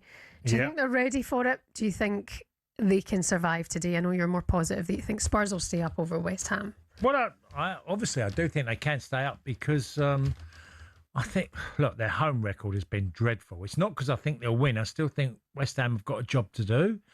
And if you're looking at it logically, Spurs have got a much better chance. I wouldn't hang my coat on it, on my hat, should I say, because they've been so poor at home. Unimaginable how bad they've been. And I've been there probably 4 or 5 times this year, and I've come away every time thinking, I don't know what this team is about. You know, apart from the bright spark of, I've said yesterday, Archie Gray, and maybe a couple of others, but they've not been good. Yeah, if you're a Spurs fan or a West Ham fan, you're getting in touch today if you're going to a wedding. Good morning. I'm in Cyprus for a wedding at 2 o'clock English time with a load of gooners. Hopeful Spurs fan here. Matt Devereaux, all the best to you guys.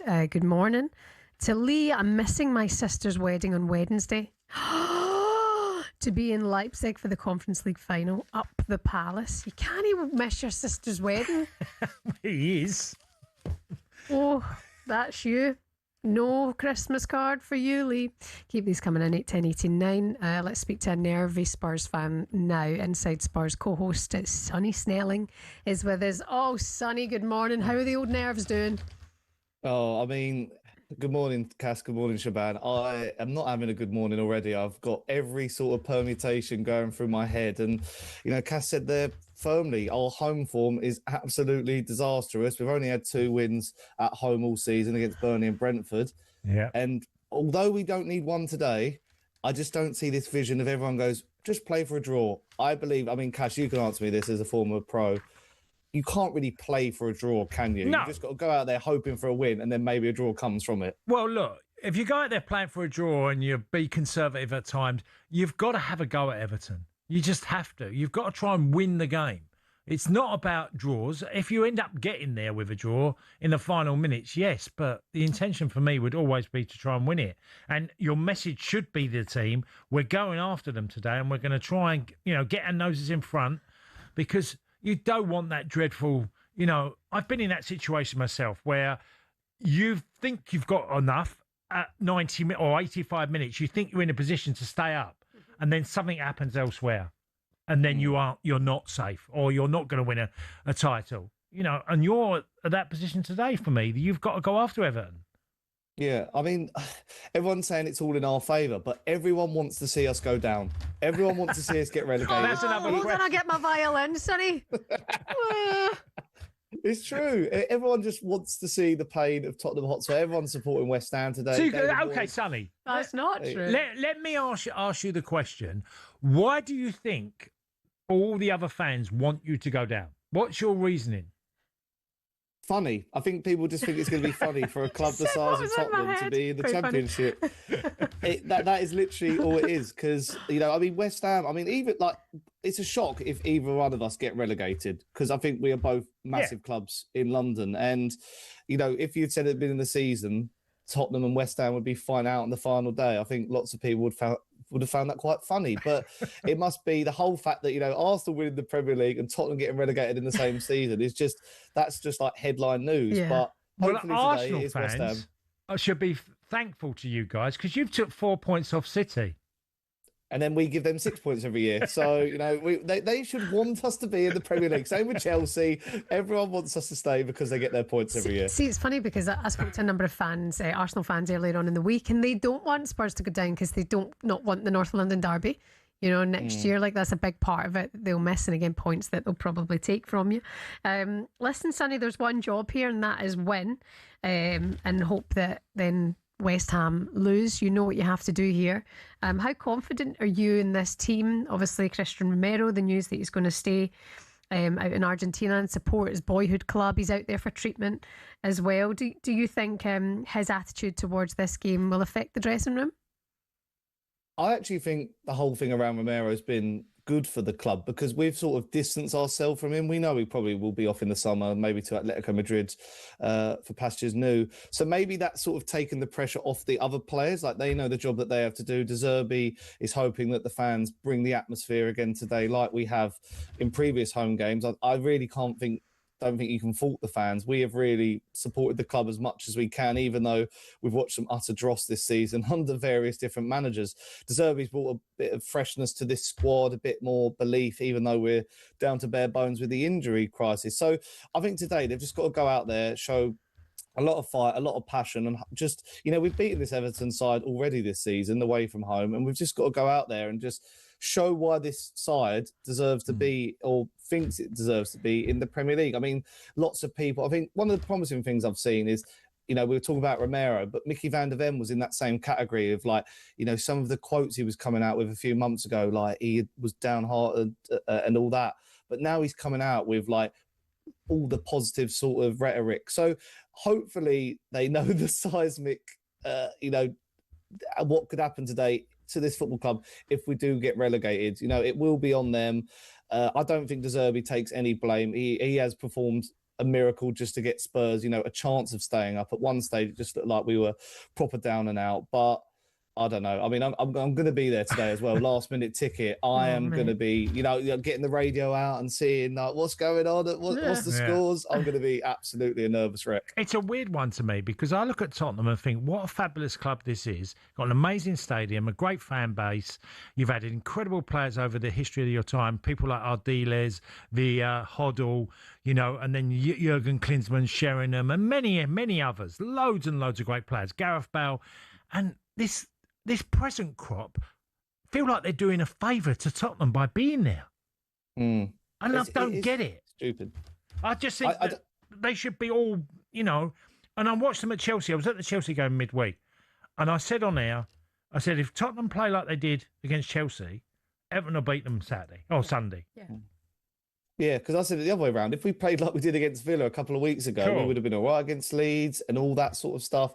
But it almost seems to be that at this last moment, they still don't realise the size of the job. And, I mean, the side that got relegated in the 70s, obviously I'm not old enough to remember that. But, that was a massive team. Glenn Hoddle was in that team. So when we're comparing too big to go down. But, it's almost like, I remember one stage, people were talking about our back line like they could play for Bayern Munich and Real Madrid and Barcelona. I'm like, I don't think they've got the calibre to do that. And today, they'll probably prove it, and then they'll get their moves away. And it's like, we just need a hard reset in the summer after today. I cannot wait, whatever happens, for that final whistle to go, to draw the curtains on this season and just get to the World Cup, and I'll just enjoy that instead. Yeah, true. You've got that to focus on. Listen, Sonny, we're thinking of you. Good luck. Hope it goes well for you today, and we'll either see you happy or crying very, very soon. Yeah, I won't be in the office tomorrow. Thank you, guys. Whatever happens. Avoid at all costs. Sonny Snelling there from Inside Spurs here at talkSPORT. Don't forget, we've got reporters at all the key games today. We go around the grounds in the Premier League from 2 o'clock with talkSPORT's Adrian Durham. All 10 games kick off at 4 o'clock. Sam Matterface and Stuart Pearce are at Spurs. Alex Crook and Scott Minto are at West Ham. And we will take you where the story goes in the final day of the Premier League. If you prefer, talkSPORT 2 will bring you live commentary on Mo Salah and Andy Robertson's last games at Liverpool as they host Brentford. Did you see Andy Robertson's goodbye video? No, I haven't. But it's a sore one with me. I didn't want to lose him, and still don't want to lose him. I think he's still got something to offer. He's been an incredible servant for Liverpool. We're going to focus on it more. When was the last time you cried? Who, me? Yeah. Don't know. Do you want me to try now? I think you could shed a tear at this goodbye video. We will do it very, very soon. Stay with us on the Weekend Breakfast on talkSPORT.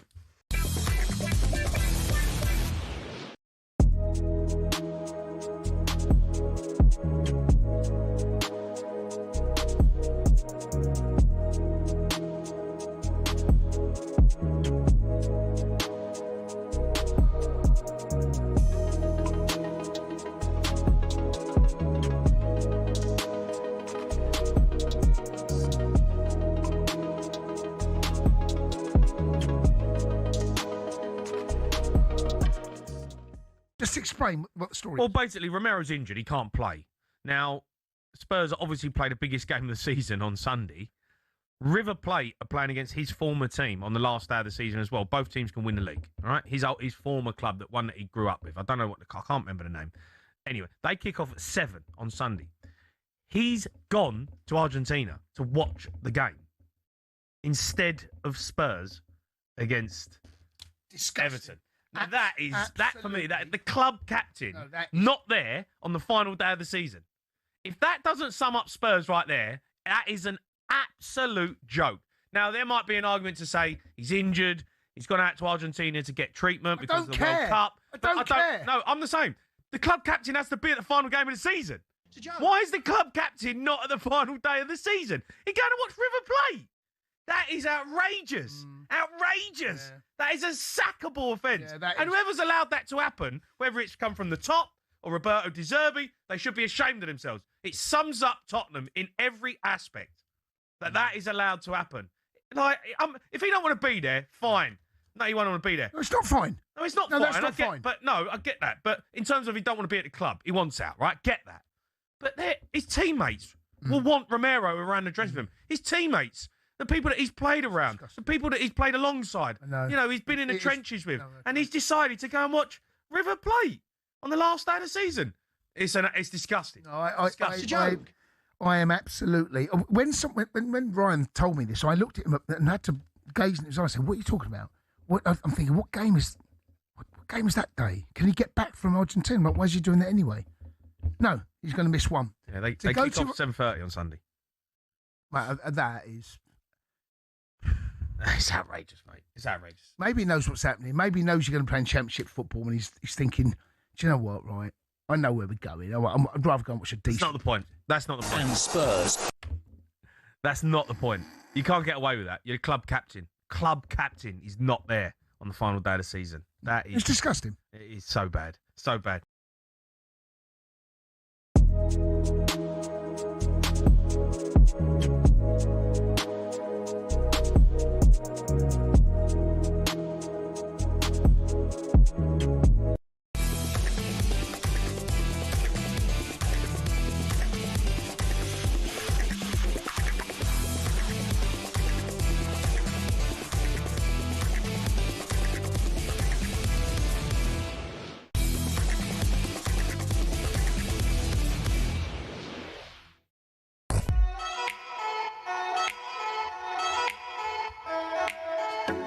Good morning to you. How you doing this weekend? You're listening to the Weekend Sports Breakfast here on talkSPORT. Shebahn Aherne.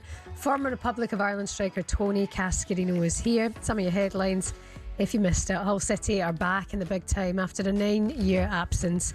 They beat Middlesbrough 1-0 in the Championship playoff final at Wembley. By doing so, they became the first team since Blackpool to be promoted to the top flight after finishing in 6th place. Brilliant stuff for Hull fans. And Castleford stunned St Helens in Super League yesterday, claiming a dominant 30-10 win. That was live for you over on talkSPORT 2. And as we approach the end of the Premier League season later today, we're waving goodbye to City manager Pep Guardiola. Aston Villa manager Unai Emery, fresh from their win over Freiburg in the Europa League final, gave his thoughts about facing City on the last day of the season. The season 2008 and 9, 4 years he started training in Barcelona and I was starting in Valencia. And 4 years in a row we were competing, Barcelona-Valencia, Valencia-Barcelona. Was his best moment in Barcelona. Amazing how they were playing, his impact was crazy good. And we were always finishing third. And I didn't beat him. Valencia didn't beat Barcelona. Unai Emery didn't beat Guardiola. And they were asking me in the press conference, you can't beat Guardiola. And I was answering, if I am keeping for a long time my position here to face him is really being fantastic. And now, on Sunday, I'm going to play against him. It's my honor, my pleasure, because he's the best coach in the world. Yeah, lots of love and respect there from Unai. Yeah, I mean, Guardiola's Barcelona were one of the most extraordinary teams ever. Phenomenal. So, you know, he's being realistic, beating Barcelona. We trivialise it sometimes, don't we? We go, oh, just beat them, and that's a lot harder to do. Yeah. Easy to say, hard to do. In terms of the game, before we talk more about Pep, how do you see this one going? Will Villa have that European hangover, literally, from their celebrations? Well, they would have enjoyed themselves, I'm pretty sure. Rightly so. You know, City are firmly, got second spot, so there's not much on it there. I don't know really what sort of game it'll be today. There's nothing on it for either team. Yeah. Villa we look at the table and Villa are 3 points clear of Liverpool. So they could obviously stop get Liverpool, something. yeah. It gives them an extra chance of, because Liverpool got a better goal difference. Yes. So he'll want Villa to get something today. Of course. He's that focused. He's that serious a manager. I think Gabby was saying on here on Friday that they were almost straight back into training kind of thing. Come back, have a quick celebration. We're straight back in there to focus on the game today. In terms of Pep Guardiola, we discussed him in detail yesterday. But for City fans, this will be such an emotional farewell to him. And then obviously that dominance that they've had with a manager like that, wondering what's next. Where does it go from there? Well, you've had great players and you lose them. And one day you're going to lose your manager. I think all City fans realise that they were absolutely honoured, and the pleasure he's given them over the years and the success, that's the memory for them. Because Guardiola is unique in the way he, attempted to win games and did it brilliantly. And I know all the other stuff behind the scenes of charges and all that. I always just say, do you know what? He's produced some amazing football teams. The way they play. Of course, having money helps. At any level, if you've got loads of money, you can improve. But still improving, but serving up the football that he has been extraordinary. Yeah. That's for sure. Man City take on Aston Villa 4 o'clock today. How will this one pan out? You'll find out on Game Day Live on talkSPORT as we go around the grounds a little bit later on with Adrian Dunham.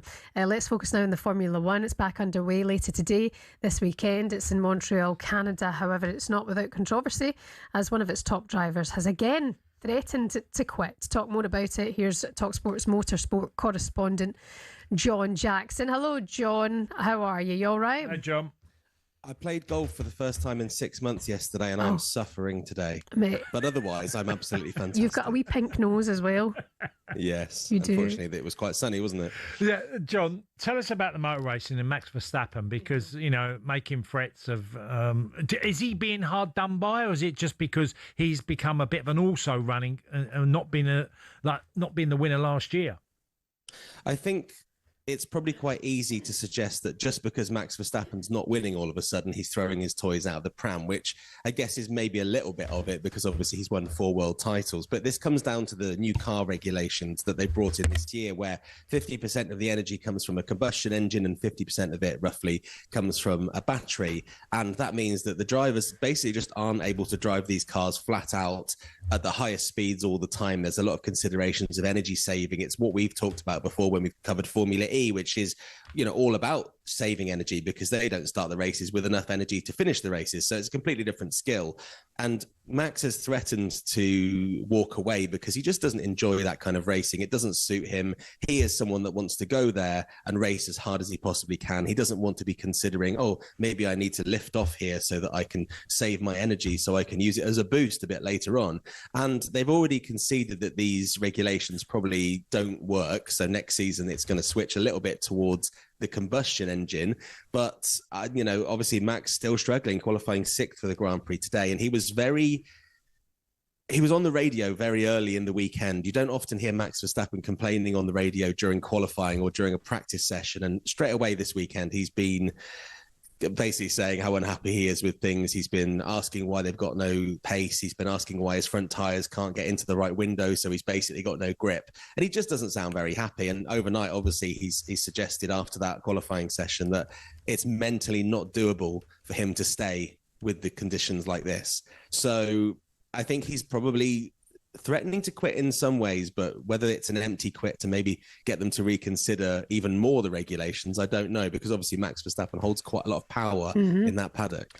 Talk to us about in the race as well, because George Russell kind of claimed pole out of nowhere.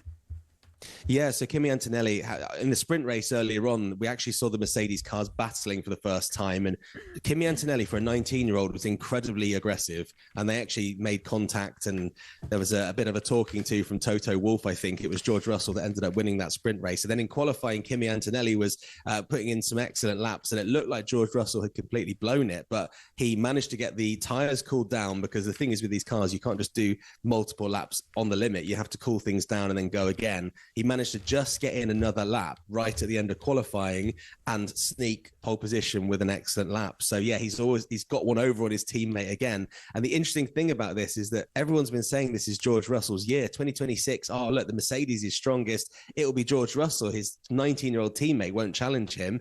And so far this season, we've seen Kimi win 3 races and George only win 1. So this is George's championship year, and it could drift away if he doesn't start winning races and beating him. So we're going to see, I think, a fantastic battle between the Mercedes drivers today. Looking forward to it. John, thank you very much. Before you go, any eyes on Kim Kardashian? Have we seen her this weekend? No, we haven't seen her. Are they still yet, together? as far as I know. Do you have any update? I'm in Cheshire hosting some GB4 racing, and Archie Bullard is racing. Can you guess who his famous dad might be? Okay. Oh, right, yeah. Jimmy? It's old Jimmy Bullard. Oh. I don't know if he's going to be there on Bank Holiday Monday tomorrow, but yeah, that's the most famous person I've seen is Jimmy Bullard's son. Okay, so Kim Kardashian's not in Cheshire, is what you're confirming. Not in Cheshire. I don't know whether she's in Montreal, but we'll keep an eye out, and I'll be doing updates later, so I'll let everybody know. I'll check TikTok as well. John Jackson, our motorsport racing correspondent. Thank you very much. Have a good day. Have a good one. See you later. Updates in the F1 from Canada later on today. I was saying to you on the way in, wasn't I? You know when you're sometimes famous sons and daughters, and I said to the girl who played in The Office, the British yeah, version, Dawn. that's Jesper Carrot's daughter. Yeah, I didn't know that. Yeah, Dawn. Was it Dawn? Dawn. Yeah. Yeah. She was great, wasn't she? Yeah, good. Yeah. I never knew that. No, famous families, eh? Yeah. In the next hour, we'll look ahead to the League One playoff final with a couple of legends, and we'll discuss Arsenal. Alex Brooker will be with us next.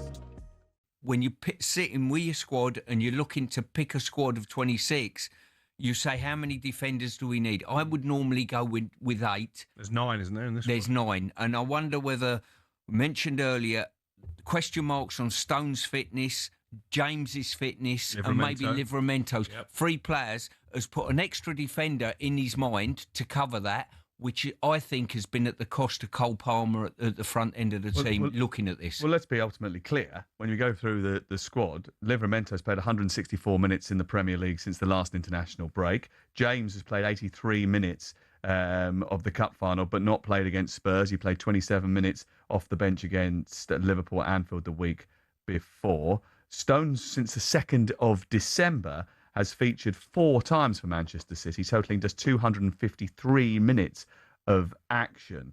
And Jed Spence, I mean, look, he played 70 minutes against Uruguay in the friendly on the Friday night of the last international break, but he's only started once under Roberto De Zerbi. So it's not as if everybody in that back line is playing regular football. I guess you can look at that 2 ways. You could say there's a risk because they've not played many minutes, or you could say actually they're coming in fresher than some of the players because they've not played so many minutes. Looking at your face, Stuart, you think they should have had a lot more minutes under their belt. I think people are a little bit deluded with this word fresh. Listen, I'm fresh. I ain't played for 20 years. Don't make me a better player, you know? I think it's very, very misleading. People say being fresh. I like to get in a routine, a rhythm, 90 minutes, going to major tournaments. I'm sure Gab's the same. If you said to him, like, have a month off and then deliver, well, he'd probably take that. I'm wrong individual, sorry. But most people, most normal human beings need the consistency of playing. And this fresh, it's a red herring. Honestly, it really is. You're telling me, leave me out and don't play me a great deal since the 2nd of December in John Stones is going to be helpful this summer. I don't see it. And he has a history of picking up. Who would have thought a sporting event's halftime show could have a bigger impact than the game itself? Well, the Super Bowl halftime show does exactly that. In 2024, Usher brought in an audience of 180 million worldwide, the biggest ever in the event's history. But how did singing and dancing get to be the centrepiece of America's biggest sporting event? The first edition of the Super Bowl was held in 1967 when the Green Bay Packers beat the Kansas City Chiefs in Los Angeles. Because of the sheer size of the event, organisers wanted to put on entertainment at halftime for the fans in the stadium. It was a display of marching bands, dancers and pure USA patriotism, and that was the theme that followed for years. In the 1980s, the Walt Disney Company got involved and we started seeing some interesting and questionable displays. But we got our first glimpse of halftime shows to come in '93 when none other than Michael Jackson stunned fans with his 15-minute medley of his own smash hits. When he walked out on stage, he had to wait for the crowd's cheers to die down for about 2 minutes before even starting his first song. Diana Ross, Gloria Estefan, Phil Collins all starred in their own shows, as did Aerosmith, who performed alongside NSYNC. Things got a little bit out of hand in 2004 when Justin Timberlake and Janet Jackson produced perhaps the most famous or infamous wardrobe malfunction in history. Shows from the likes of Prince, Lady Gaga and Beyoncé are considered by critics as the best. To give you an idea of the scale of things, Rihanna's 2023 halftime show included roughly 800 people. These ranged from backing dancers to stage crew to camera operatives broadcasting to millions around the world. The whole stage for that show was built in roughly 8 minutes and was broken down and cleared away in the same time. The acts perform for free nowadays, even though the experts reckon it costs around $13 million to put on Rihanna's show. Artists know they'll rocket up the charts in the following weeks. Rihanna's average sales improved by 140% in the months following her performance. The Super Bowl halftime show will be a fixture in pop culture for years to come. So the question is, who next?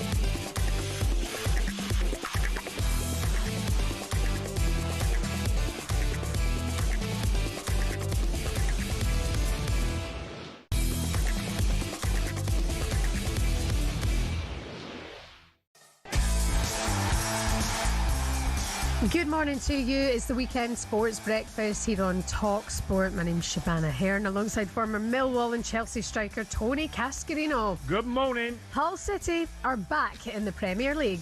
Down the left-hand side, ball into the near post, comes to McBurney! Off the goalkeeper and in!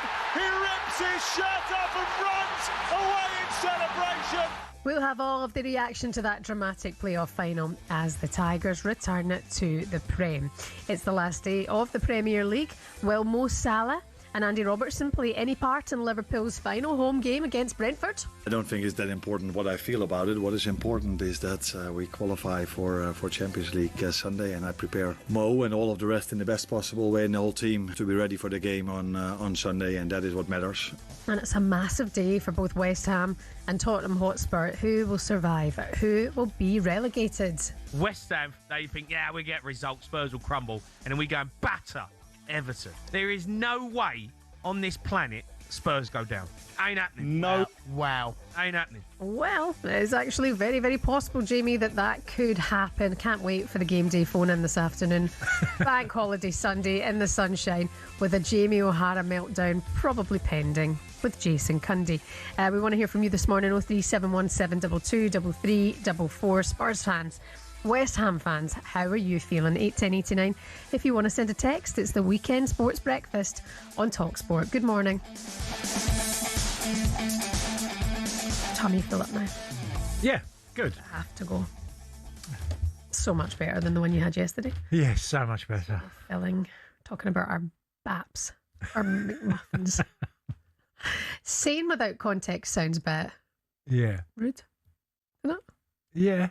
Talking about but baps. You do like crossing the line just gently. Is that crossing the line? Well, no, not really, but you're edgy, aren't you? Am I? You know you are. No, I'm not. You know what you are? You're a fat pie eating your second McDonald's of the weekend. And I'm not even sorry. It's a big day of final games today in the Premier League. There's so many permutations to keep across, as in so many. Cass and I can't count to 10. But Max Scott, talkSPORT's resident Forest fan and broadcaster, he knows everything. Here's what you need to know. The Premier League is coming to a dramatic close, and as we hit the final weekend, here's everything you need to know. Arsenal, of course, are your champions, with Manchester City finishing second. Both of them, alongside Manchester United and Aston Villa, are locked in to those Champions League spots. But there's still plenty to play for in the league, with European places up for grabs all the way down to 8th position. Thanks to England's strong UEFA ranking, the top 5 teams are guaranteed Champions League football. But Aston Villa just won the Europa League, meaning they qualify automatically. So here's where it gets a little bit complicated. Villa currently sit 4th. If they lose to City and Liverpool beat Brentford, Villa drop down to 5th. And if that were to happen, then England would get an extra Champions League spot, which gets passed down the table, handing it to whoever finishes 6th. Then as it stands, Bournemouth hold that 6th spot and just need a draw against Forest to secure it. On the flip side, Brighton are just 3 points behind and could snatch 6th if Bournemouth lose at the City ground. Just behind them, Chelsea, Sunderland and Brentford are in a frantic 1-point shootout for the remaining Europa League place in 7th and Conference League place in 8th. And finally, the relegation trapdoor still looms for 2 big teams. Burnley and Wolves are down already, leaving a tense London shootout for survival. Tottenham sit 2 points clear, meaning they just need a draw against Everton to stay safe on goal difference, which would send West Ham crashing down to the Championship no matter what they do against Leeds. But if Spurs lose and West Ham win, it's the Hammers who will survive. So it's all still to play for as we hit the final game week of this Premier League season. Like that. What? Well, so if... Right, hold it. Let's a permutation in there, right? So if Spurs draw and West Ham win by 12, so if they win 12-0, West Ham stay up. Is that right? What? Say that again? If West Ham win by 12 goal difference, they can stay up if Spurs draw. Great. I don't think that was mentioned in there, was it? Was it mentioned in there? Oh, they're not, because it's just not going to happen. Well, no, okay, it's not going to happen, but it actually... It's possible. It's... Yeah, remotely, incredibly remotely. It'd have to be a record score in Premier League football. Imagine you had a wee bet on that. Well, Arsenal, of course, still celebrating, and rightly so. They won their first Premier League trophy in over 2 decades, and they will lift it today at Selhurst Park. We can speak to somebody who's in a celebratory mood. Broadcaster, Arsenal fan, Alex Brooker is with us now. Good morning, Alex. Congratulations. Alex. Good morning. I'm look at my face. I've had this horrible, stupid, smug grin on all week, and it ain't going to go anywhere soon. Is it called the Arsenal? Is it called the Arsenal grin? I don't know. Although there has been some stuff I can on social media this week. Yeah, a lot of people have got it back, haven't they? I've been holding on. There are WhatsApp groups I left in January after we got beat by United. I've been getting it in the WhatsApp group all year, and I came in hot on Tuesday night, I'll be honest with you. Did you? Yeah, what you were Yeah. that? Did you get deleted out of any of the chats? Did you get kicked out? No, I didn't. But I think I'll get deleted soon if I just keep putting sporadically "We are champions" into WhatsApp groups. Do you know what though? It's just such a relief. I can't tell you. Yeah. The last few years, and I think you could see it in the players as well, in the way the weight that has just kind of been lifted. Yes. After all the near misses, I'm just so relieved, because you look at it, and obviously this season, I wouldn't say we've done it particularly an easy way either. Some of the games have been stressful. You know, I was at West Ham the other week, and I've never gone from elation to desperation to elation in such a quick space of time, and you're kind of leaving the games, and you're just like,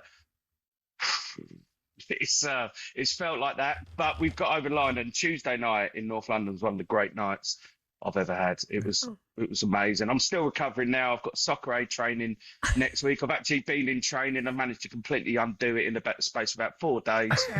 So I'm going to have to do like a juice cleanse at the start of next week or something. Well, Alex, the big thing is, you talked about them seconds, but you would have learnt a lot along the way, okay?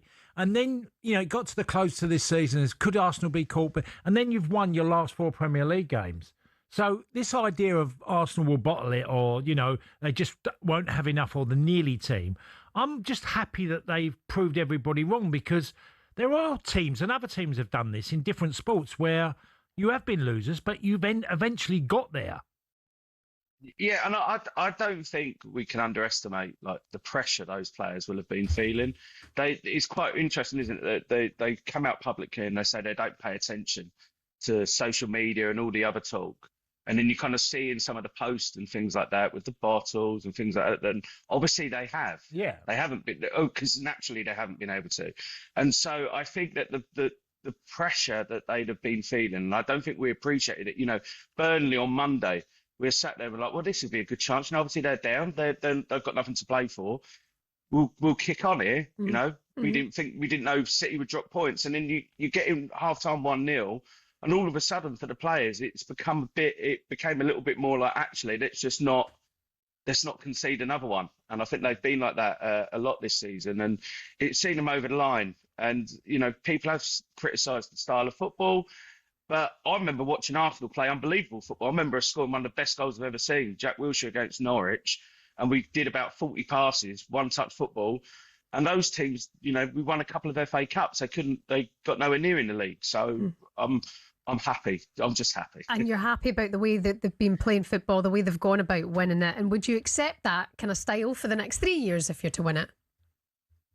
If we won it every year, yeah, we could do what we want. Honestly, just set pieces, referee decisions, going off the back of someone's head, yeah, crack on. I'm all right with it. Nah, it's I think that there has been, objectively, I think things have probably gone slightly more away this year, but in previous seasons, I can say they haven't. I can genuinely say I don't think they have. And I think we've been unlucky. I think there have been certain things that have gone against us. Mm-hmm. And I feel like this year, obviously, it has fully come together, and we have just managed to get over the line. And at times, yeah, I think with the football, it's been a little bit more like it's just the tension and pressure, especially this last kind of 4 months or so, since January, since we kind of got ourselves a bit of a lead at one point, and it's become really, really tense. And this last few weeks especially have been unbelievably tense, every game. But there are no gimmies. I don't want to sound like one of the managers, but there are no gimmies in the Premier League. Yeah. And they've just kind of done what they had to do. I would have loved to have seen us smash a load of people 5-0 every week. It would have been a lot easier on us as fans. But that's not the way it's gone. I'm just happy that we've done it, and now I got to ask you, Alex. I got to ask you. You got half an eye on what, West Ham or Tottenham today? Because obviously you can sit back and enjoy the final day, but what you're thinking of your East London and your North London rivals. I've got mates in both camps. Got mates who are West Ham fans, mates who are Spurs fans. Both sets of fans, by the way, have given it to us over the years. But obviously, I know this is good. I don't want this to be captioned up on social media with Alex Brooker wants Tottenham to start, because to be honest, I don't really. But the North London derby is an amazing game. Yeah. And we would miss it. Mm-hmm. Genuinely, I would miss it next season, especially the way the last few have gone, because we've won every time. So I would miss it. But those Spurs fans, I'm sure they were desperate for us to bottle the league or lose the league this season. Yeah, sure. So I won't be shedding any tears if they go down. Certainly, well, good. It'd be some season for an Arsenal fan. I know. No, it's absolutely incredible. Listen, you're happy either way. You got the Premier League wrapped up, so fair play. Enjoy the celebrations. Enjoy the Champions League final when it comes, Alex. I will do. Yeah, PSG are good, aren't they? We get to see them live again, so that'll be good. It's not a free hit, that Champions League final at all. But I do feel like you'll see the best version of us. They've got the best chance to win it now. The pressure's been lifted by winning the Premier League, and it'll be some game. Hopefully I won't cry for a week like I did after 2006. I don't think I will this time. Alex Brooker, Arsenal fan, comedian and broadcaster, thank you. Enjoy the celebrations. Thank you, guys. Cheers, Alex. Cheers, great to chat to you. Thank you. See you again soon. Take care. Last time I saw Alex, actually, we covered H&G together, and he was a bag of nerves. Yeah, I get it. He was really nervy about it. So, great to see it over the line for them. Stick with us. We're going to get the latest odds from Coral. Later on in the show, we'll be joined by West Ham legend Tony Courtier to get his view on the relegation battle. It's the Weekend Sports Breakfast on talkSPORT.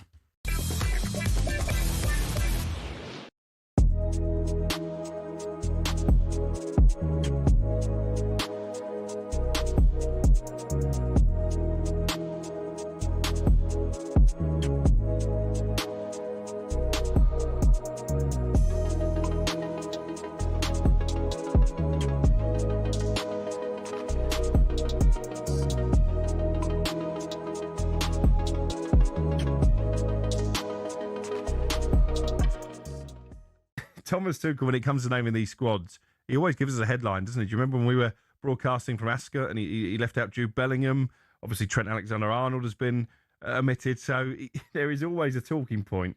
But I think if we'd sat down yesterday, before obviously we started getting all the news yesterday afternoon, and put our 26-man squad down, there's probably, 4 names in there that maybe we wouldn't have expected? 3 or 4, maybe, yeah. None of us would have had Ivan Toney. I mean, Ivan Toney wouldn't have had himself by the sound of things. The fact he's at the embassy this morning tells you everything. Yeah. As far as the back four is concerned, I think it will be James, Konsa, Gay and O'Reilly to start the first game of the tournament. I think we're pretty solid on that. So therefore, you can afford to take a couple of wild cards, a couple of slightly different players that fill gaps later on in the tournament. John Stones, we mentioned the lack of minutes. We can't expect him to play 10 games or 8 games in 4.5 weeks. It's not viable bearing the amount of minutes that he's got under his belt. But class is permanent, and Thomas Tuchel likes to have him around. If you remember last year when we were in Girona, he wasn't fit.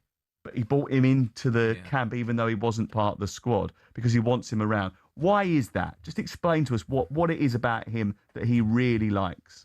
Well, these boys have got to spend 7 weeks together, so you've got to have the chemistry right within the group. If you've got some great influencers within that group, it's brilliant, just to facilitate everyone. More importantly, I, as a manager, never had to worry about number 1 to 11. They looked after themselves. You take them to a major tournament, they're picked, they're happy. It's the ones from 12 to 26. I always used to make sure, as a manager, whenever we went to a major tournament, the day after we played, I would be one of the coaches on the training pitch, taking the coaching to show to those numbers 12 to 26, I'm here and I care about you. You have to do that. You have to do your work.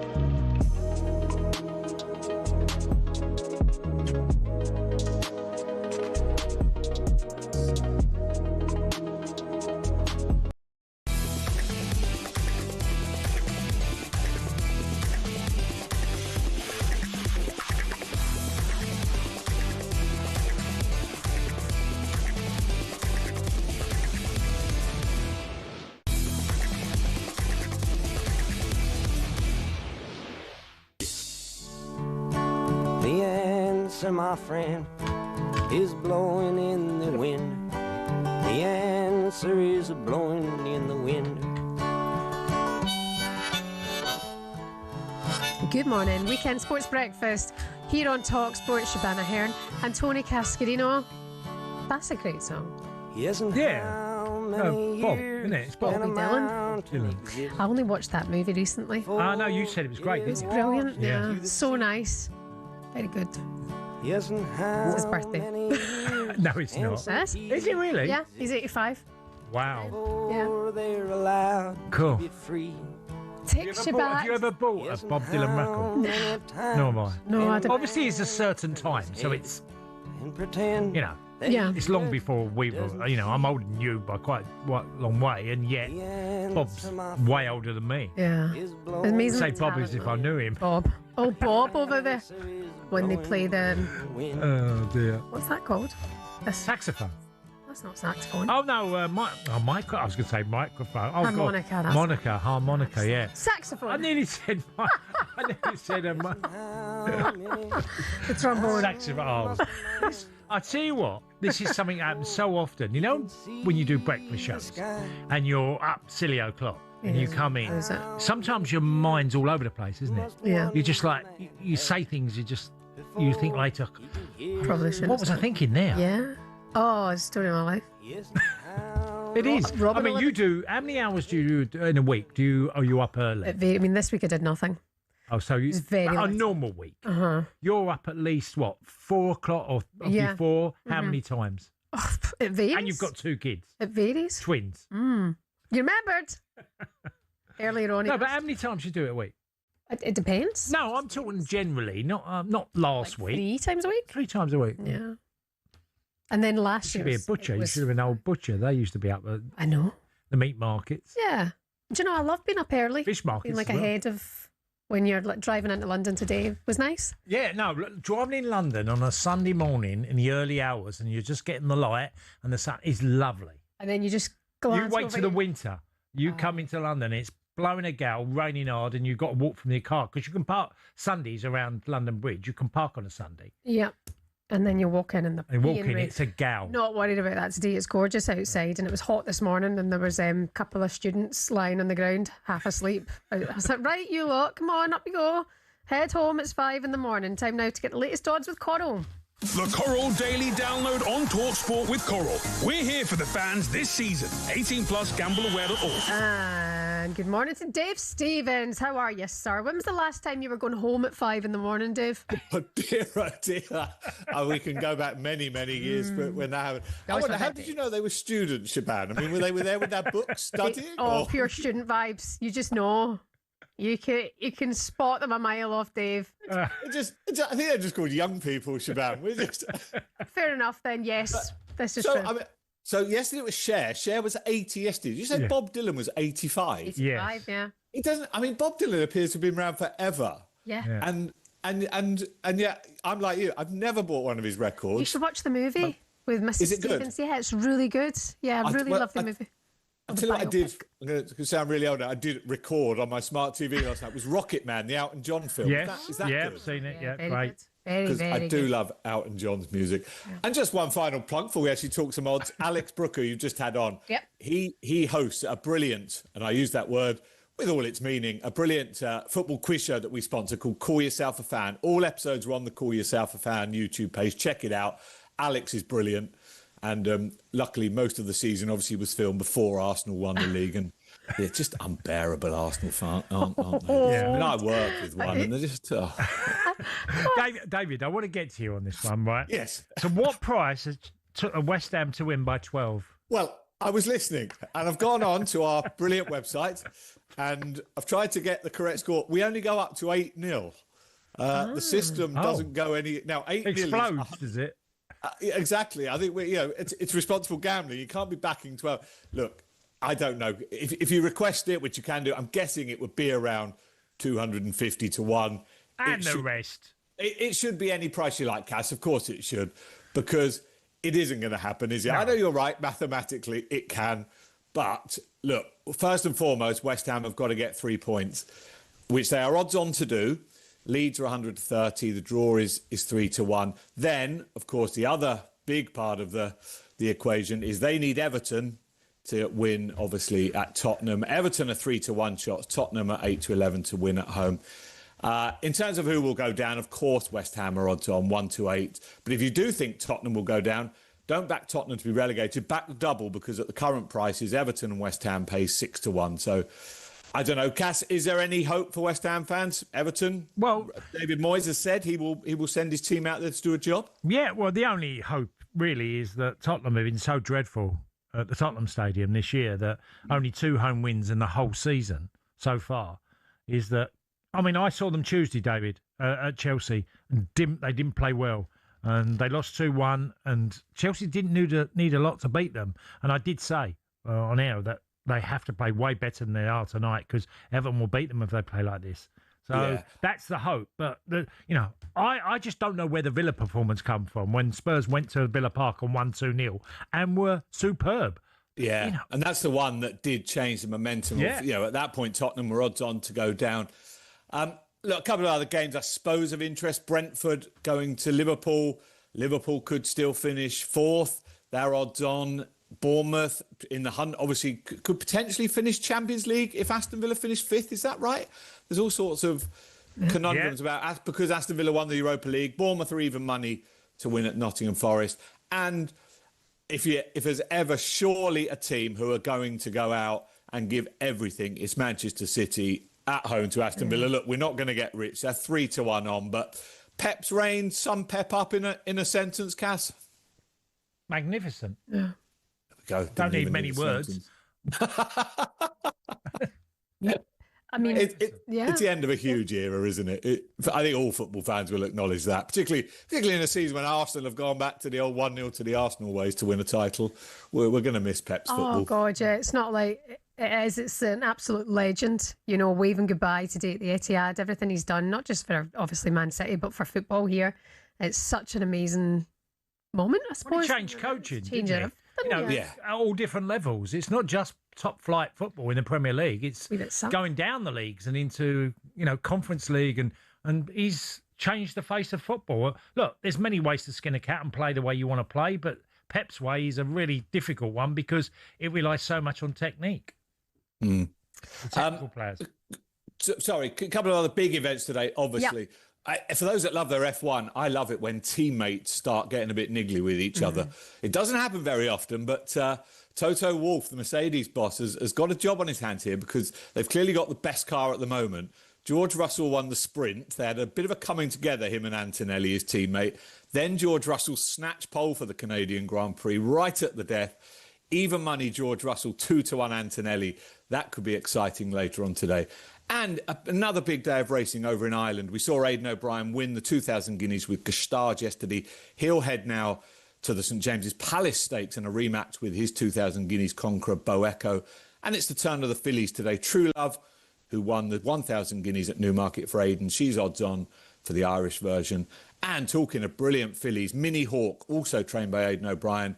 She lines up in the Tatzel's Gold Cup. She's already won this season. She was runner-up in the Arc last year. She could be one of the stars of the season. So plenty of good sport. But one final day of football. Who goes up, Shebahn? Oh, sorry, who stays up? Tottenham, West Ham? I think it might be West Ham. Ooh. I mean, I like that. I've got a feeling it might be West Ham. I just think Everton are too good for Spurs. But then it's a different Spurs with De Zerbi. I don't know, my head's gone. It's exciting all the same. Dave, listen, thank you for your time. Enjoy the sunshine. We'll see you next week. Cheers, David. Take care. Coming up next, we'll speak to... Oh, sorry, that was a look at the latest odds with Coral. 18+, begambleaware.org. As ever, please gamble responsibly. The Coral Daily Download on talkSPORT with Coral. We're here for the fans this season. 18+, gambleaware.org. Coming up for you next, we're going to speak to a proper gatecrasher who's made his way into celebration parties with Premier League footballers, and later we'll look ahead to the other League One playoff final. It's live over on talkSPORT 2 at 1 o'clock.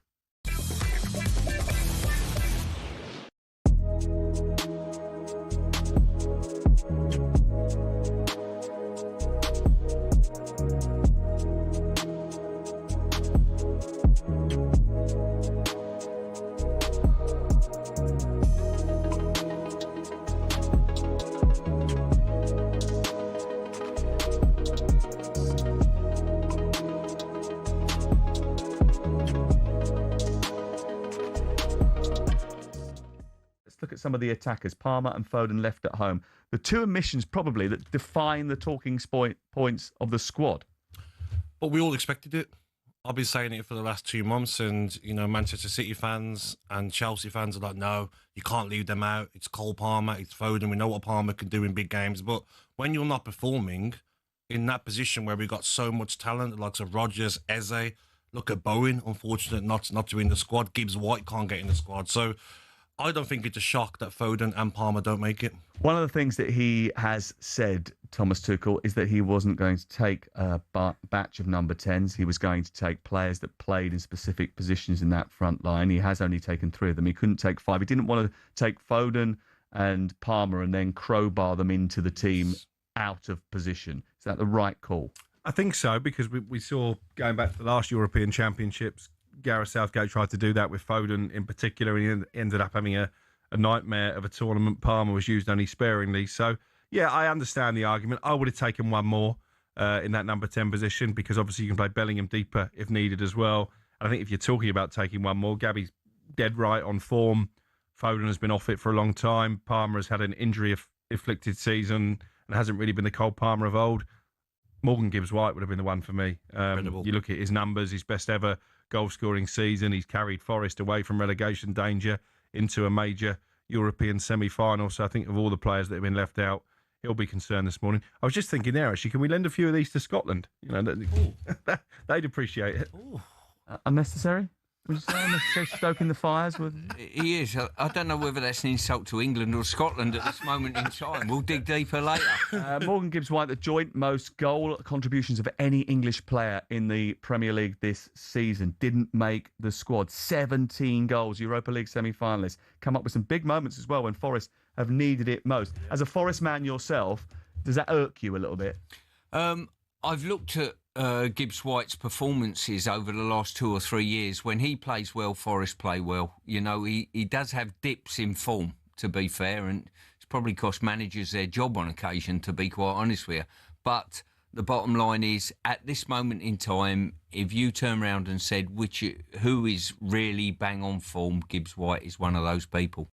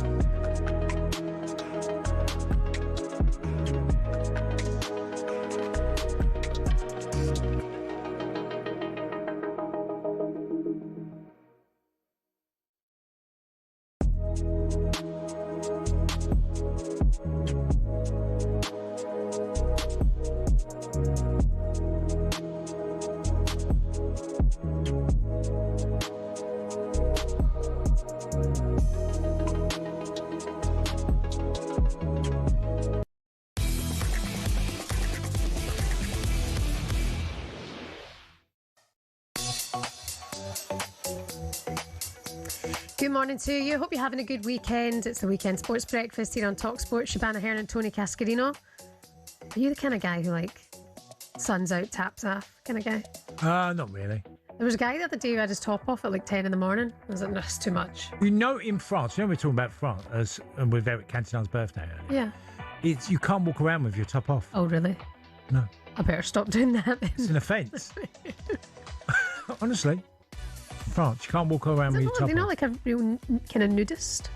Oh, well, you can go to nudist places. Yeah, that's different. But you can't walk around the high streets and have your top off. Right. Even a man? Even a man, yeah. Wow. It's an offence. Interesting. I mean, I'm sure there's other countries have these type of ideas, but you can't. Like we in Britain, we generally will just take off our top if it's a hot day. Yeah. And no one will say anything. You can't do that in France. You know, in Scotland, when it gets to like 15 degrees, people are like, tops off. Sun's out, guns out. Quite unique. I remember, you know, and I said to you about being the coldest places Aberdeen I've played in. It was like, some of the, players would wear short sleeve shirts, and I always wore short sleeve, but there were some places I put long sleeve on. But I used to remember in Scotland, some of the lads, it'd be -8 or something ridiculous, and you see them and they have a short top on. I like that though. Shows that like we're a bit tough. We can handle the cold. Gives that mental edge. You know, when you see a player wearing gloves and it's March, I'm like, come on, take gloves off. Very comparable. Toughen up.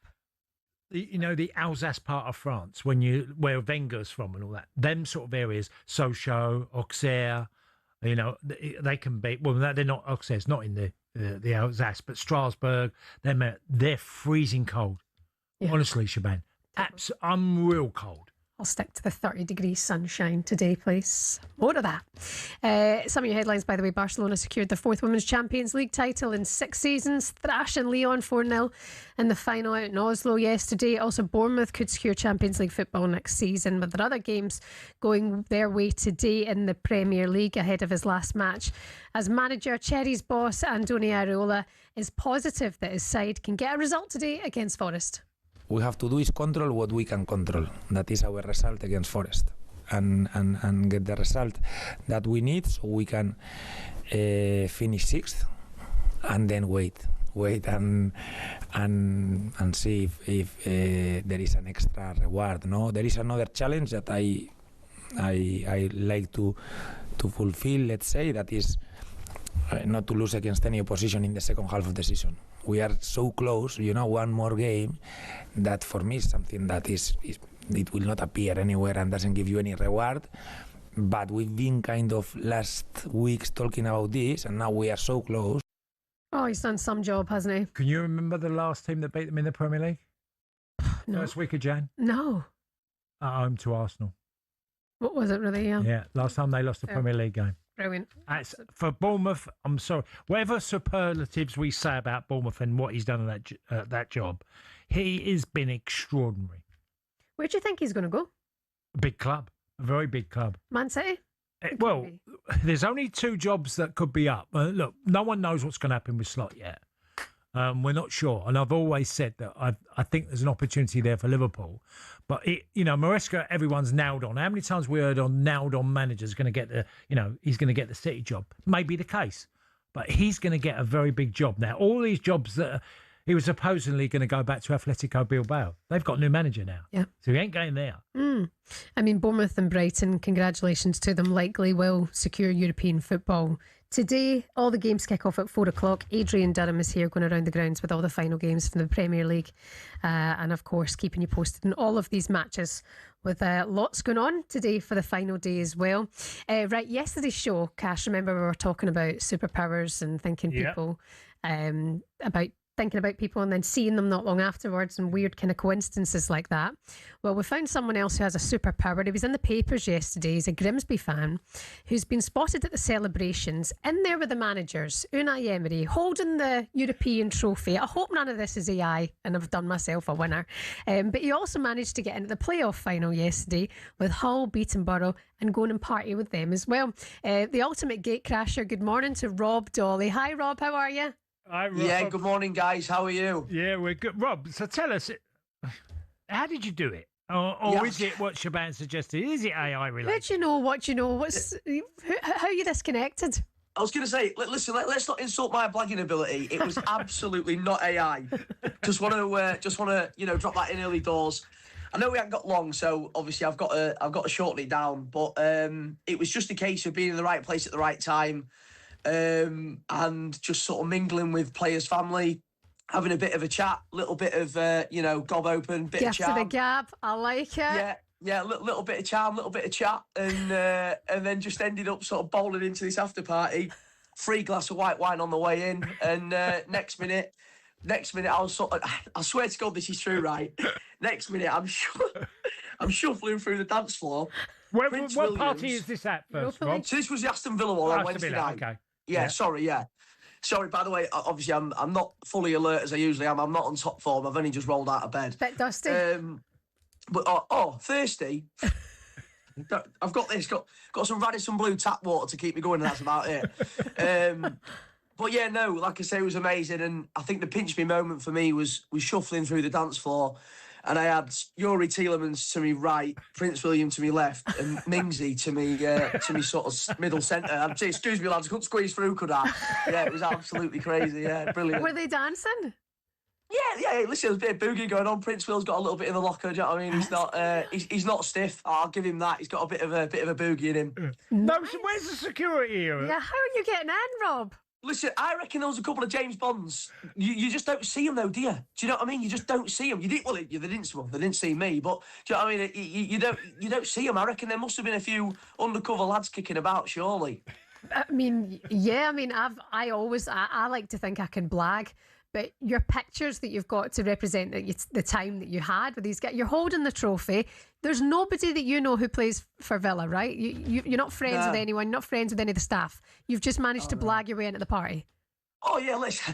Yeah, I'm not going to make out I'm good pals with Victor Lindelof because I'm absolutely not. It was literally just a case of getting straight in there early doors. Right place, right time. Do you know what it was? It was people. It was a massive group of people. And it was just a case of, like, blending in. Yeah. Do you know what I mean? And that's just, normal. like, sort of, but yeah, just, yeah. Yeah. Easy as chips, to be fair. So what about the game yesterday then, Hull? What came about there? Well, that one was perfectly above board. One of my mates, a lad called Harvey Cartwright, he's one of the young goalkeepers at Hull. Been there for a long time. Obviously, been good mates with Harvey since we were kids. And yesterday, watched him become a Premier League player. So it was a fantastic day yesterday. Quite an emotional day, to be honest. It was a really, really, really nice moment for him and his family and me and the lads, and I got to enjoy last night with him and a few of the Hull players. Yeah, absolutely brilliant. And I mean, have you been at any other parties like this before? Like, what are the other things that you can blag your way into? And any tips for us? Well, my dad's 50th was decent, but I got invited to that one. I've never had a party like the past couple of nights. I think last night was the best party, right? But I think Wednesday night was sort of like the best experience in terms of like pinch me moment, if you know what I'm saying. Yeah. But yeah, in terms of tips for blagging your way in, good solid eye contact, little bit of chat, and just believe your own lies. Simple as that. Believe your own lies. I was going to say, you can't be shy, can you, Rob? No, mate. Do you know what? Can I just say, by the way, it's a bit of a plug for you. I've applied for Race Across the World, and I'm one call away from getting to the final stages. And I'm thinking, if I get on there and mention it, this has got to get me through the door with them, surely. I completely agree. Listen, I mean, the pictures are unbelievable. You and the manager and all the players, and Prince William, of all people. Can I ask you one quick question on this, Rob? Did anyone say to you, like, what's your connection? Why are you here? And did anyone have that chat with you? There was one guy. Listen to this. There was one guy. We got in there. And we walked in, and there was two other blokes, probably mid-30s, and you could tell that they just sort of weren't meant to be there. I can't explain why, but you just could tell they weren't meant to be. And he come over to us and he went, lads, who are you here with? And I went, oh, not strictly anyone, mate. We've just sort of like wangled our way in. And he went, we're not either, mate. He went, I absolutely love what you're doing because I'm doing the exact same thing. And then the rest of the night, every time I saw him, it was a bit of a wink as if to say, like, what are we doing in here? And Harvey Elliott as well, by the way, he was fantastic. I've got to place that on record. He was a really, really, really good guy, and everyone had a lot of time for us as well. We didn't bother anyone. We got 4 or 5 photos and that was it, and just enjoyed our night. But Harvey Elliott was an absolute class act. Oh, brilliant. I mean, just looking at the pictures now, if you're watching on the smart TV, you, Mings, your mate, Prince William. I mean, you are a decent blagger. I take my hat off to you, Rob. It's definitely the gift of the gab. I can tell you've got that patter about you. Yeah. Just one last thing. I actually, when we got in the hotel and we realised the party was on the bottom floor, I've got a real good mate at home called Ben Suplin, and I messaged him and I said, Ben, tonight's goal is to get a photo with the European Cup. 3 hours later, his phone pings and it's a picture of me and my mate with the European Cup. What can you do? What you do? That's the key today, everyone. This is your Sunday motivation. Believe your own lies, okay? Rob Dolly, great to speak to you. Keep blagging your way through it, and I hope you get a race across the world. That'd be great to see you on it. Yeah, thank you very much. I hope so too. Thanks a lot, guys. Cheers, Rob. Thanks for getting up for us. Yeah, keep hydrating, Rob. Get yourself sorted out. Rob Dolly, going viral. You got to have a certain character, haven't you? He's got it. Yeah. Well, no, he's clearly got it. Yeah. He's definitely got it. He's gone viral on social media this week. He's been in the papers. He managed to get into these parties. Now the biggest obstacle is now that his face is out there of getting in. This is true. That's his problem. But if he gets in Race Across the World, then he probably gets a bit famous off the back of it. He's played a blinder, to be fair to him. Coming up next, a couple of club legends. There are only one way next to look ahead to today's League One playoff final between Stockport and Bolton. We'll do that next.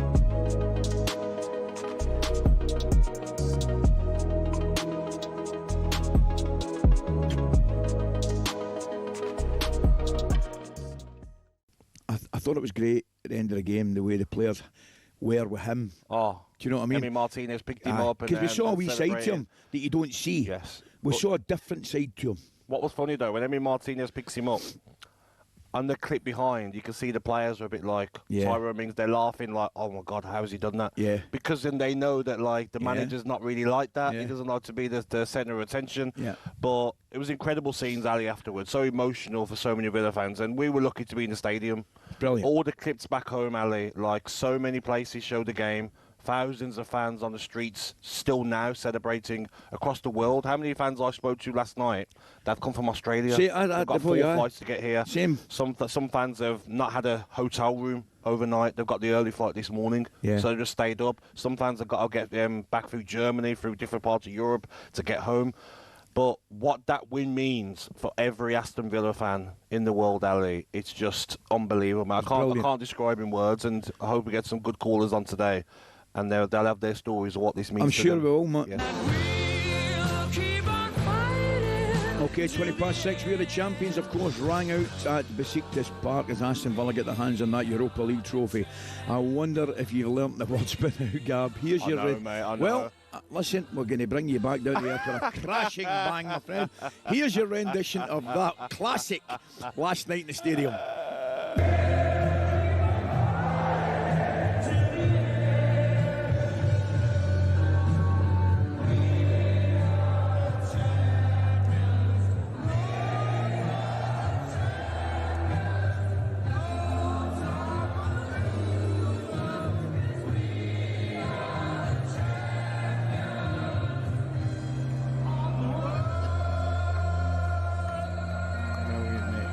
Fantastic.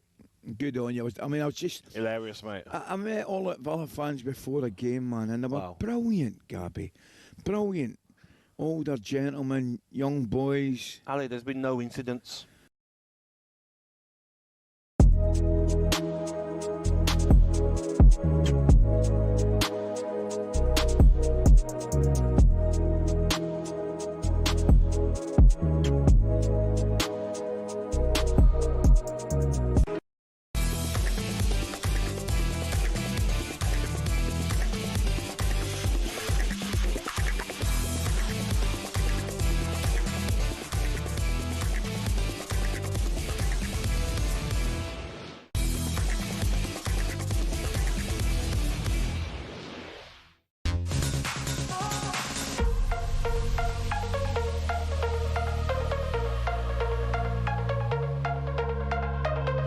Your way in anywhere?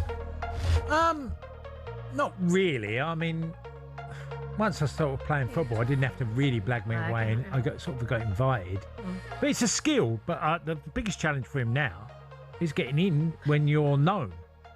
You know, people know you're out there. There was the guy that did the light in the lineup for Manchester United, wasn't it? Yeah. It was him. I think he did the tennis and the cricket as well. What's the difference? Like, they were pranksters, weren't they? Yeah. They were trying to be whereas this guy's just like Gab, going about his business with a chat and getting in to pretty cool I'm places. surprised you could get in, though, where the Prince was there. Yeah. The You know, security. okay, yeah, the security, because I would imagine that to be super hot. And I didn't think you were allowed to touch the royals, whereas when you look at those pictures of Rob and Prince William, like, he's got arms around them and they're all holding the trophy together. I didn't think that was, like, allowed. No. Maybe it's the women you're not allowed to touch. Oh, I don't know. Like, you're not allowed to put your arm on them. Or Yeah. maybe it was just the Queen. Anyway, stories for other times. Some of your headlines this morning: Barcelona secured their 4th Champions League title in 6 seasons. It was Iwa Payor, Sama Paralluelo, each scored twice in the second half to thrash Lyon in the final in Oslo. Rumours that Alexia Putellas is coming to London City Lionesses here in the WSL.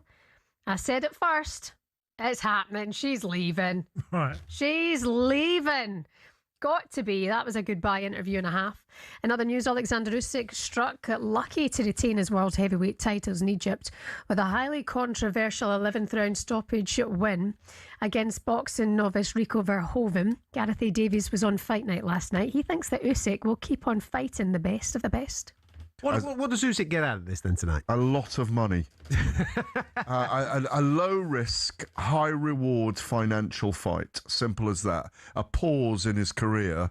And as he said this week, I think I've earned the right to do this. I can choose to do what I want. But this is a guy who I think after this fight, who is obviously an extraordinarily generationally wealthy man already, who's become a legend in the sport.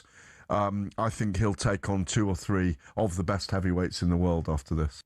Like I say, it was controversial. There's more on our website, talksport.com. TalkSport YouTube channel for more on Usyk's win last night. And it's an all Northwest clash at Wembley this afternoon. Stockport face Bolton in the League One playoff. It's live for you over on TalkSport 2, by the way. 1 o'clock kickoff. We can look ahead to it now.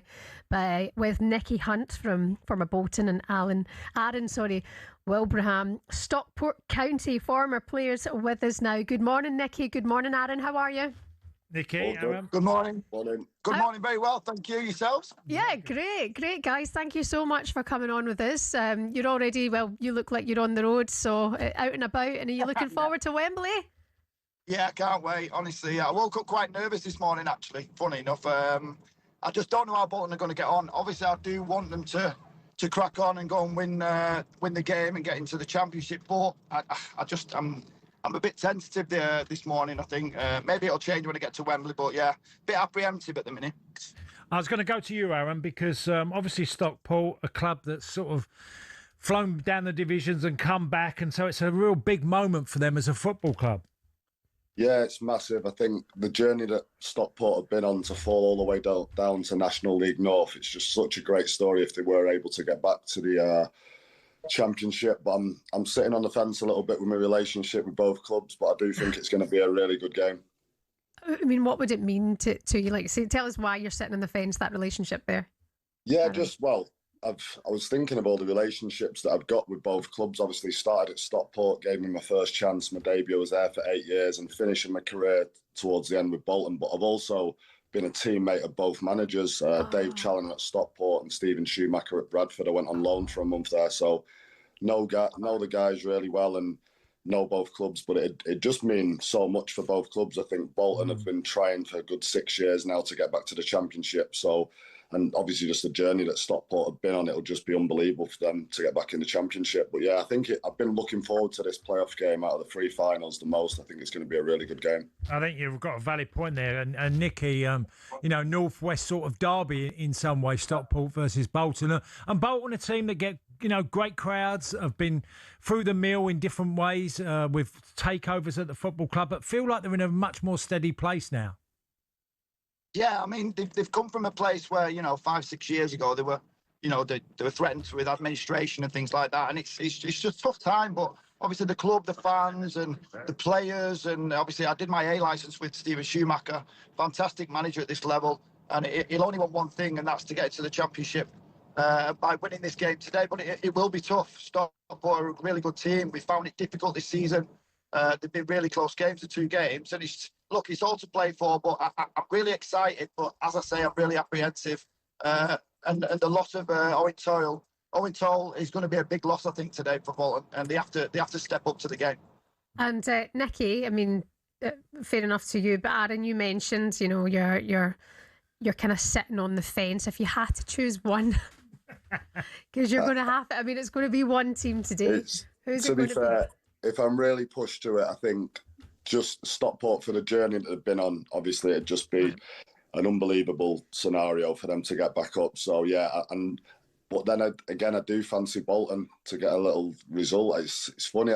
I'd like Stockport because of the journey, but I do think Bolton. I watched the game on Easter Monday at Bolton, and I think Stockport were really good first half, and Bolton just grew into the game. And in the end, Stockport were hanging on for results, so it could swing either way. But yeah, I'm a little bit. I think maybe Stockport. Okay. Yeah, I mean, look, I was going to say, Nicky, look, both your clubs get good support. You know, so there's going to be a really good turnout at Wembley. Yeah, it'll be close to a packed house, I think.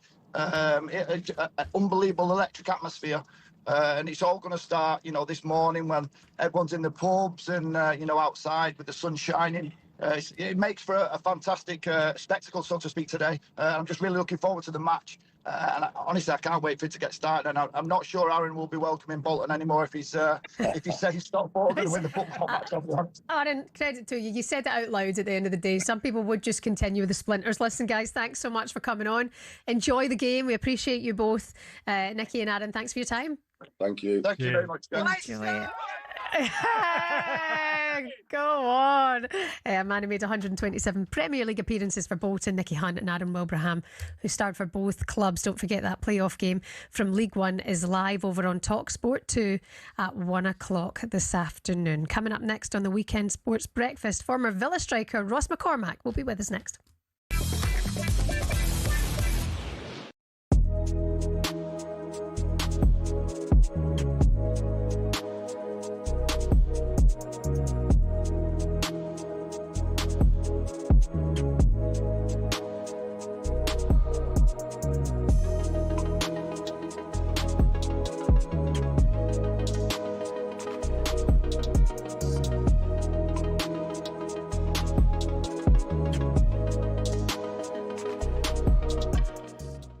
Things though with Villa, right? Unai Emery is the man. He is like, he has full control over everything. Transfers, youth club, you know, there's no one telling him what to do. And like, there's been rumours about him going to Madrid. Can you imagine him going to Madrid, mate? Like, if he's going to bench Mbappe to play someone else, mate, he'd get ousted straight away, wouldn't he? Yeah, no. Do you know what I mean? It's the perfect fit. It's the perfect club. It's the perfect. I know, but you're still Aston Villa, though. What do you mean, Cundy? Well, you mentioned Real Madrid, right? Yeah. Who's the bigger team? What do you mean? Oh, Cundy, come on, mate. No, hold on a second. Hold on. Are you, sorry, have you taken stupid pills? I don't know what. I don't know. Sorry. Sorry. Were you trying to say Aston Villa bigger than Real Madrid? No, of course not, mate. Of course not. But what are you trying to say? I don't know what you're saying. Like, explain yourself. No, hold on. He's saying he wouldn't go to Real Madrid. Yeah, because he's not. Sorry, unless I've got you wrong, Dave. Yeah, because he's not in control. It's Real Madrid. What's wrong with you lot? Are you joking me? Cundy, mate. Are you joking? Listen to me, right? Hang on, Cundy. David. Listen to me. Are you saying to me he'd turn down Real Madrid? As a manager? Right. So no, man. What do you think I'm talking about? Cundy, listen to me, right? He could go to Madrid, right? And Dave, think about what you're going to say before you say it, okay? Cundy, mate, you're time to think about it, okay? You are. He's annoying me. Take it away. He's annoying me. Yeah, man, your canister is way bigger than your brain, mate. I swear down. Say it then, Dave. Say it. So here's the situation. I'm going to throw it to you. Do you want the job? Unai, do you want the job? It's career suicide, Cundy. It's career suicide. If you went to Real Madrid, right, you have 6 months, he'd oust Mbappe, he'd get ousted by the fans, and then he'd be done. Right? At Villa, I'll tell you what, he could play bloody Tyrone Mings at striker, and I'd still trust the process. Do you know what I mean? Are you saying he's going to say no to Real Madrid? Yes. Can they give Red a ball, mate? You're Chelsea. Where are you? 9th?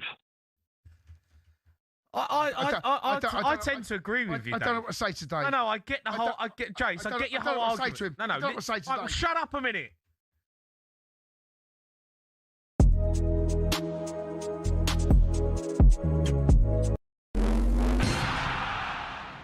Who would have thought a sporting event's halftime show could have a bigger impact than the game itself? Well, the Super Bowl halftime show does exactly that. In 2024, Usher brought in an audience of 180 million worldwide, the biggest ever in the event's history. But how did singing and dancing get to be the centerpiece of America's biggest sporting event? The first edition of the Super Bowl was held in 1967, when the Green Bay Packers beat the Kansas City Chiefs in Los Angeles. Because of the sheer size of the event, organisers wanted to put on entertainment at halftime for the fans in the stadium. It was a display of marching bands, dancers and pure USA patriotism, and that was the theme that followed for years. In the 1980s, the Walt Disney Company got involved and we started seeing some interesting and questionable displays. But we got our first glimpse of halftime shows to come in '93, when none other than Michael Jackson stunned fans with his 15-minute medley of his own smash hits. When he walked out on stage, he had to wait for the crowd's cheers to die down for about 2 minutes before even starting his first song. Diana Ross, Gloria Estefan, Phil Collins all starred in their own shows, as did Aerosmith, who performed alongside NSYNC. Things got a little bit out of hand in 2004 when Justin Timberlake and Janet Jackson produced perhaps the most famous or infamous wardrobe malfunction in history. Shows from the likes of Prince, Lady Gaga and Beyoncé are considered by critics as the best. To give you an idea of the scale of things, Rihanna's 2023 halftime show included roughly 800 people. These ranged from backing dancers to stage crew to camera operatives broadcasting to millions around the world. The whole stage for that show was built in roughly 8 minutes and was broken down and cleared away in the same time. The acts perform for free nowadays, even though the experts reckon it costs around $13 million to put on Rihanna's show. Artists know they'll rocket up the charts in the following weeks. Rihanna's average sales improved by 140% in the months following her performance. The Super Bowl halftime show will be a fixture in pop culture for years to come. So the question is, who next?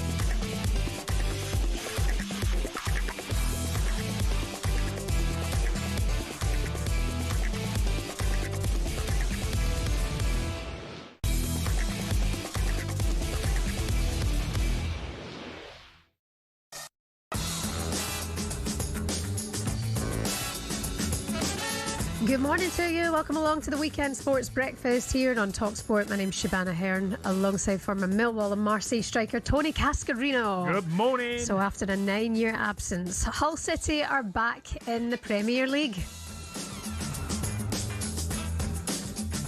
We'll have all the reaction to that dramatic finish for the Tigers. Another goal at Wembley, this time for Ollie McBurney. Alexander Usyk retained his world heavyweight titles in Egypt with a highly controversial stoppage win. We'll get into that a little bit later on. And it's a massive day for both West Ham and Tottenham in the Premier League. Who's going to survive? Who's going down? We want to hear from you, West Ham fans and Spurs fans. 03717 22 3344. And Arsenal fans, you've been very kind today.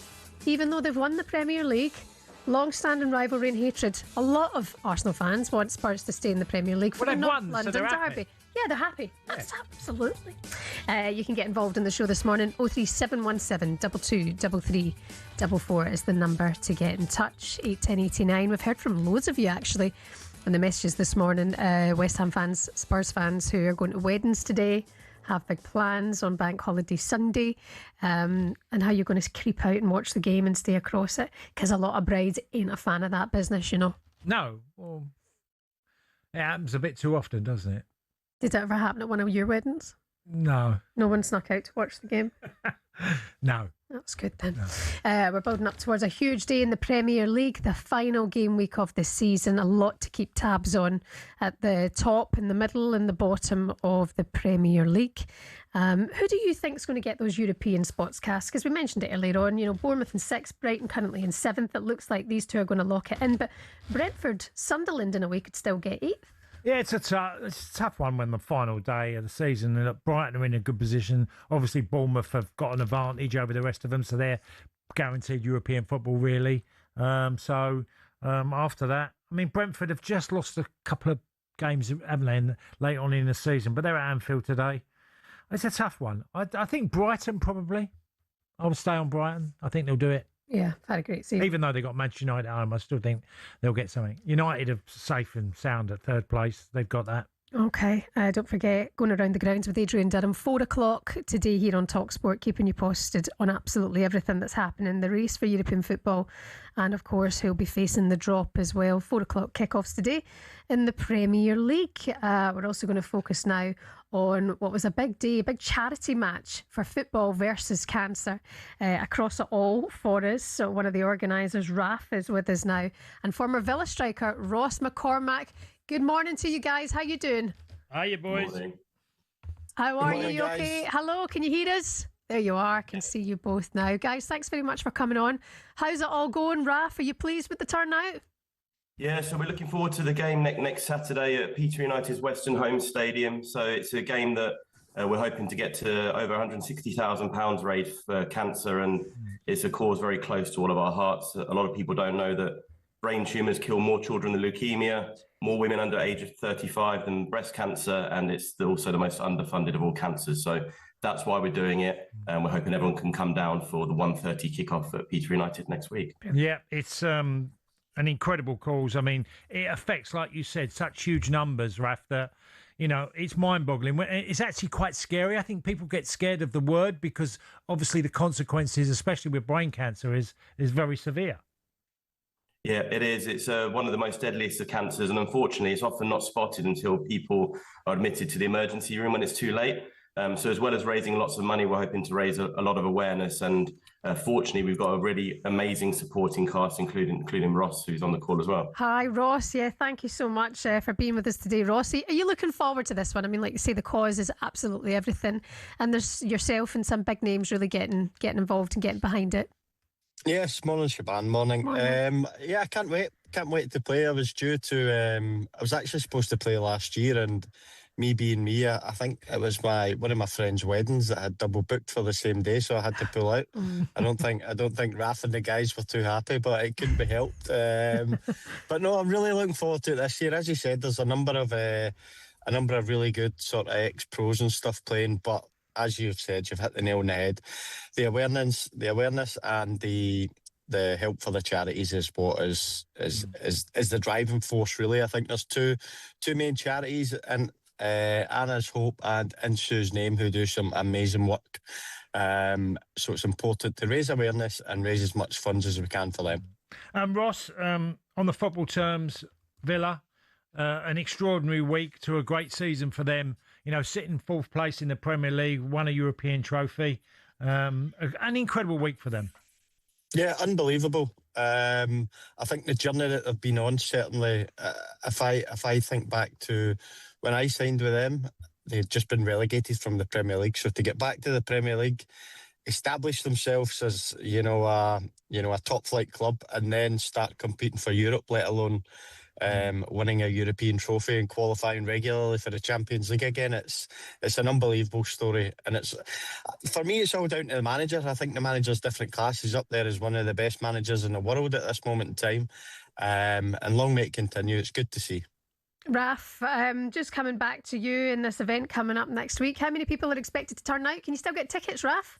Yeah, you can still get tickets. So we're expecting a lot of people to buy towards the end. It's in the Peterborough United Stadium, and it will be the nice shaded family stand. So if anyone wants to come down, they can buy a ticket in advance through the Peterborough United e-ticketing system or our website, which is footballvscancer.co.uk. Alternatively, they can pay on the gate. We've got an amazing lineup as well. So we've got 4 players who played in the FIFA World Cup. So 2 reggae boys, Marcus Gale and Frank Sinclair. Scotland skipper Colin Hendry. I played with Frank Raff at Chelsea. Absolutely a fantastic character. Definitely. And we've also got Paul Merson as well, so another player that played for England in France '98. Interestingly, he was also in the second tier when he got selected as well. So that's an interesting one. And then we've got a few more Scots as well. So John McKinley, obviously Ross McCormack, George Boyd and Craig McHale-Smith, who both featured Scotland. Eric Dean, Gabby Zakwani. We've got Frederick Afrifa from The Apprentice, Nick Pickard from Hollyoaks, Dean Holden, who's just been promoted with Hull as well to the Prem, and Ken Moncal, another ex-Chelsea player. So Ken. Good team. Really great lineup. Great lineup, really is. Ross, we mentioned Scotland there, and obviously a few players that are going to be around for the charity. What did you make of the squad? And a lot of talk about Ollie McBurney with his goal yesterday, but still hasn't made the Scottish team. Yeah, listen, I think Ollie's got to be super disappointed that he's not made the squad. I think that's now 18 league goals this season. Incredible for him. He's now going to be a Premier League player next year. But to be honest with you, the squad sort of is what I half expected. Steve doesn't seem to, deviate too far away from the guys that he's used to working with. I think he's actually said that in one of his interviews. Probably the one that I was a little bit not baffled by, but was probably Ross Stewart. But if you look back maybe 2.5 years ago, he was in a few squads with Steve, and I think he worked well within the group. So I wasn't too surprised by any inclusions or people who've been left out of the squad. Now the announcement's done, people have spoke about it. We can put that to bed and just go over to America and get to work. I was saying earlier, Ross, to Shebahn, that I felt I played with Steve at Chelsea as well, and always pragmatic, and always felt he'd already got his sort of centre forward sort of in place, really, like with George Hurst, and then he, obviously, who you just talked about, Ross Stewart. He obviously feels like he's a big part of the squad, so it was always going to be a bit obvious where he was going to go. Yeah, definitely, and I think there's a couple other people as well. There'll be a few boys at Hearts who'll probably be thinking they're unlucky not make the squad. Yeah, maybe Elliot Watt as well at Motherwell, who I think's been unbelievable this season. He might feel a little bit unlucky. But as I said, you kind of knew who Steve was going to pick, and listen, he's got to live by his decisions. So he gets paid to make these big decisions, and they've worked well in the past. The only gripe that I've got as a Scotland fan is I don't feel as if we've had a go enough early enough in games when we've been at the tournament. So hopefully we've learned for that, because I think everything stems on this first game. You've got to win the first game. If we don't win that, then I think we're struggling. Yeah. I mean, the first game against Haiti in Boston, very much so looking forward to it. Listen, guys, thank you so much. Good luck next week for Posh Legends, Football Against Cancer, against your celebrities in World 11 as well. That's all going to be taking part at Peterborough Stadium. You can still get your tickets, and it's all in aid of Anna's Hope and In Sue's Names charity. Raf and Ross McCormack, thank you very much and good luck. Thank you. Thank you very much. Just a quick shout out to us, guys. As well. Razor Ruddock and Paul Cannaville, and to Craig as well. Hopefully see you there next year. Lovely stuff. Thank you very much. Wonderful stuff. You're listening to the Weekend Sports Breakfast and talkSPORT coming up. Sure to be a memorable day at Anfield. Liverpool say goodbye to a couple of legends. We'll discuss that next.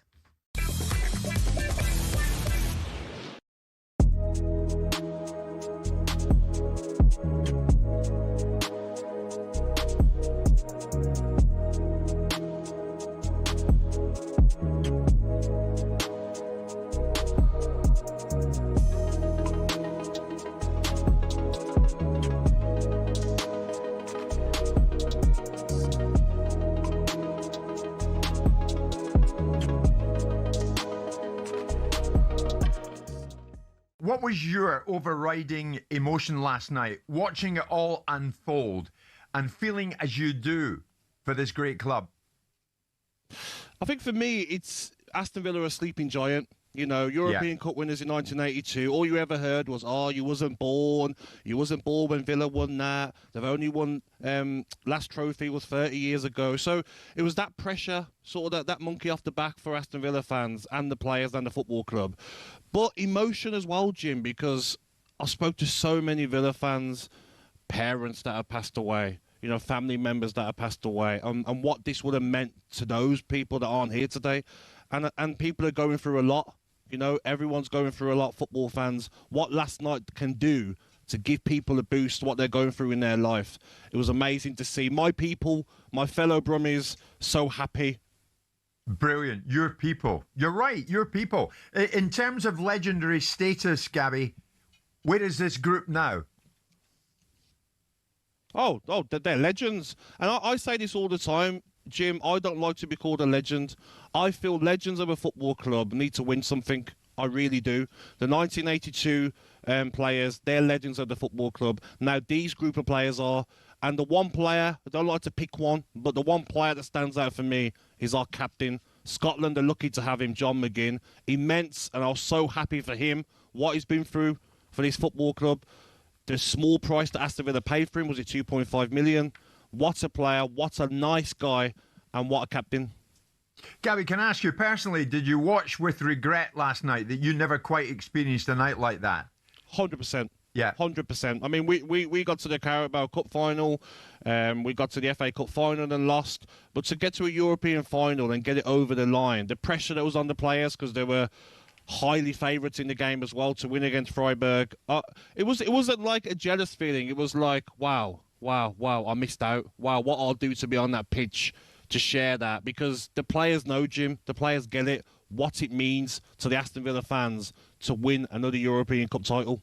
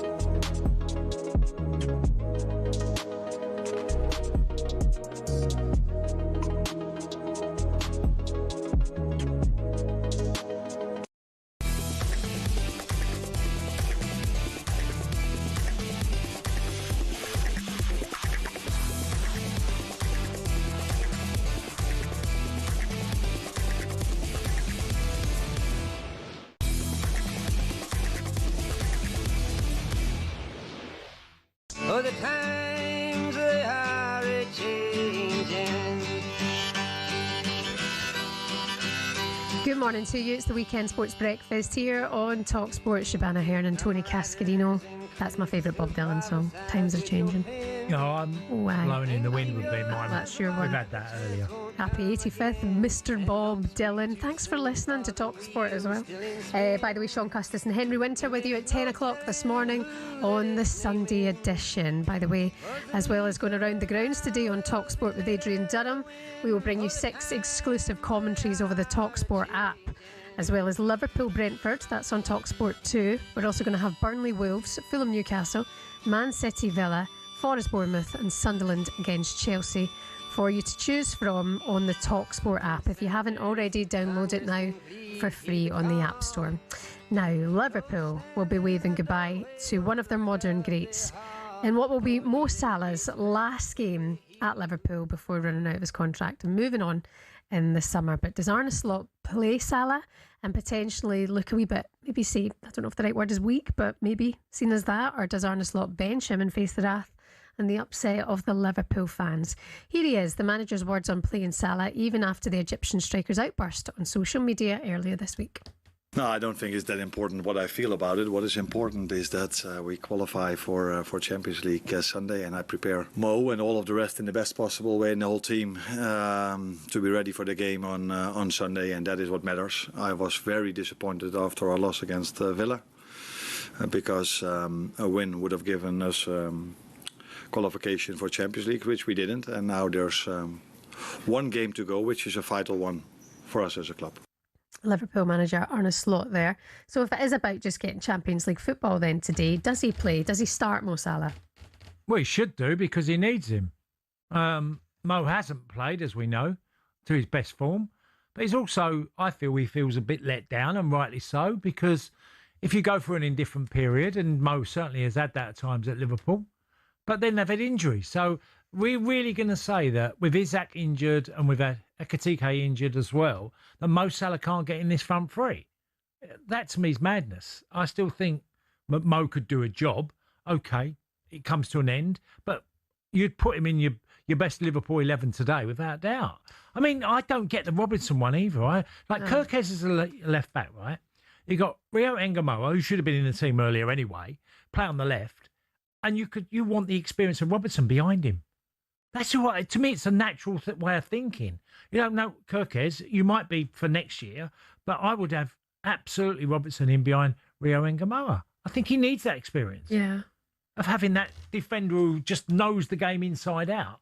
I would play them both. It's not because of sentiment. It's because I actually think they're a better team than them two in it. Right. It's not because of sentiment. It's literally, they are better, Liverpool, with them two. Does the sentiment come into it, though? Does he allow that to factor in?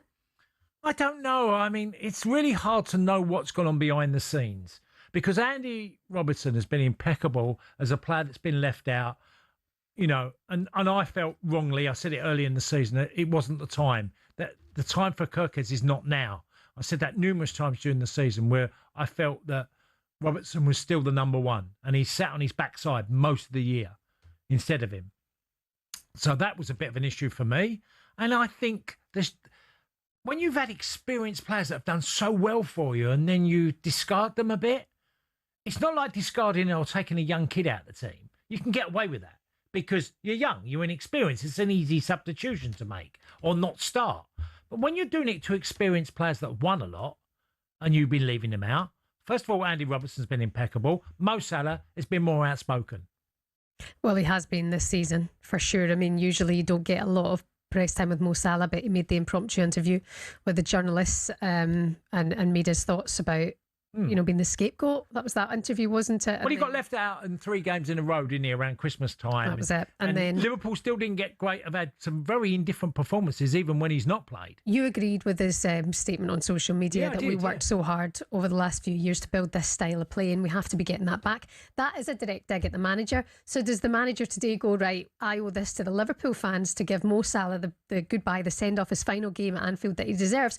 Or I've been undermined on social media, and no, you're not starting? Well, you play your best 11. That's how I see it. Even if you're speaking out against the style of the club? Well, okay.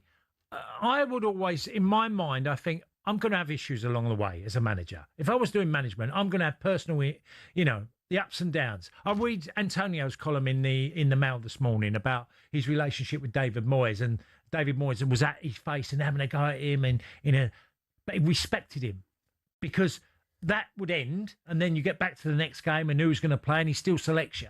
You just see what I mean? Yeah. Now, with Salah, it's become outspoken. And Mo had this with Jurgen Klopp towards the end of the Klopp time at Liverpool. You know, I'm not sure at all that Mo Salah would have stayed if Jurgen Klopp wouldn't have retired. I think your Klopp would have probably moved him on. But, you know, I still think every time Jurgen did need him, 90% or 99% of the time he played him. If Arne Slot's to be the manager of Liverpool next season. We know that Mo Salah's leaving. Do you think that's a bit of a weight off of Arne Slot, knowing that that's something he doesn't have to manage or deal with? Maybe.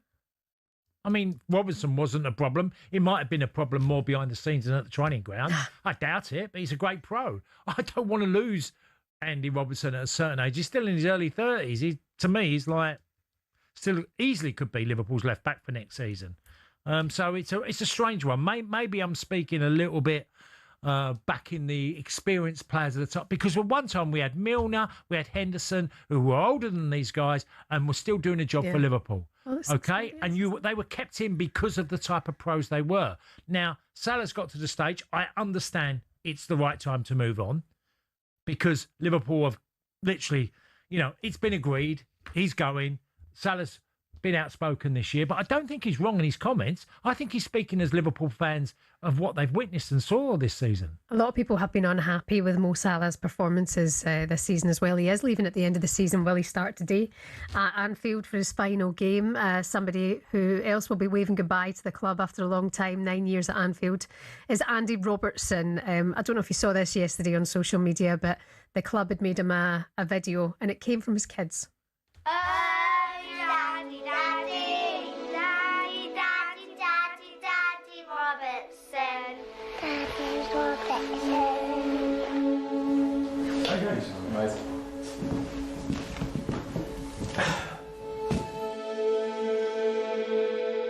How you feeling about this?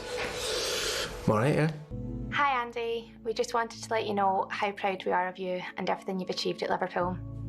Although we're closing this chapter, I cannot wait to see what the future holds for us.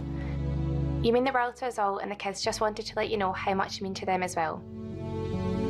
To Daddy, it means so much to me going to every home match, and I can spy my best friend warming up on the pitch, playing like a lion chasing its prey. I've made so much friends due to you. You make me feel grateful for all the amazing experiences we have had. I have that funny photo of me sitting in the trophy when you won the Champions League in Madrid. A 9-year contract is crazy. I wish it was 10. I want to tell you how proud of you I am. I couldn't live without you. You'll never walk alone. That's a wrap. Thank you, guys. Thank you, mate. Thank you very much, guys. Not even a Liverpool fan, I'm crying again. That's just so sweet. That is the sweetest thing ever. I think. I mean, what a guy. He's just such a professional, and I think going to a World Cup as well, and he's the captain, you're just like, oh, you're just the model professional. I just think that's so cute. I'm pure. There's a reason why he's so loved at Anfield. Yeah. Because he's never, ever did anything that would hurt the club. Yeah. He's sat on his backside all of this year, right? And from the start of the season, there's a World Cup coming up, and he's not gone in. I mean, he might have had words, but he's not let it be out there. It's not out there as news that Andy Robertson, I hold my hands up. He's been an extraordinary player, an amazing character. And it's gone a little bit under the radar because of all what's happened with Mo. Yeah. And it's a little bit fair on Andy, but he's never, ever said anything. Yeah. And I applaud him for that. And I applaud the Liverpool team, the team that worked behind the scenes and put that together. I thought that was the loveliest goodbye video we've seen in a long time. Liverpool's YouTube channel with that one. I know we've got a little bit of brief time here, but look, in World Cup year, it means so much to represent your country and go to a World Cup. It's the pinnacle of anyone's career. And he sat back and watched somebody play in front of him when he needs games to be absolutely on top of his game. Yeah. But been the ultimate pro. So yeah, and he'll be there and he'll be the ultimate pro for Scotland as usual. 9 years, 9 major trophies for Andy Robertson at Liverpool. And today he will say goodbye. Coming up next, we'll discuss West Ham against Leeds.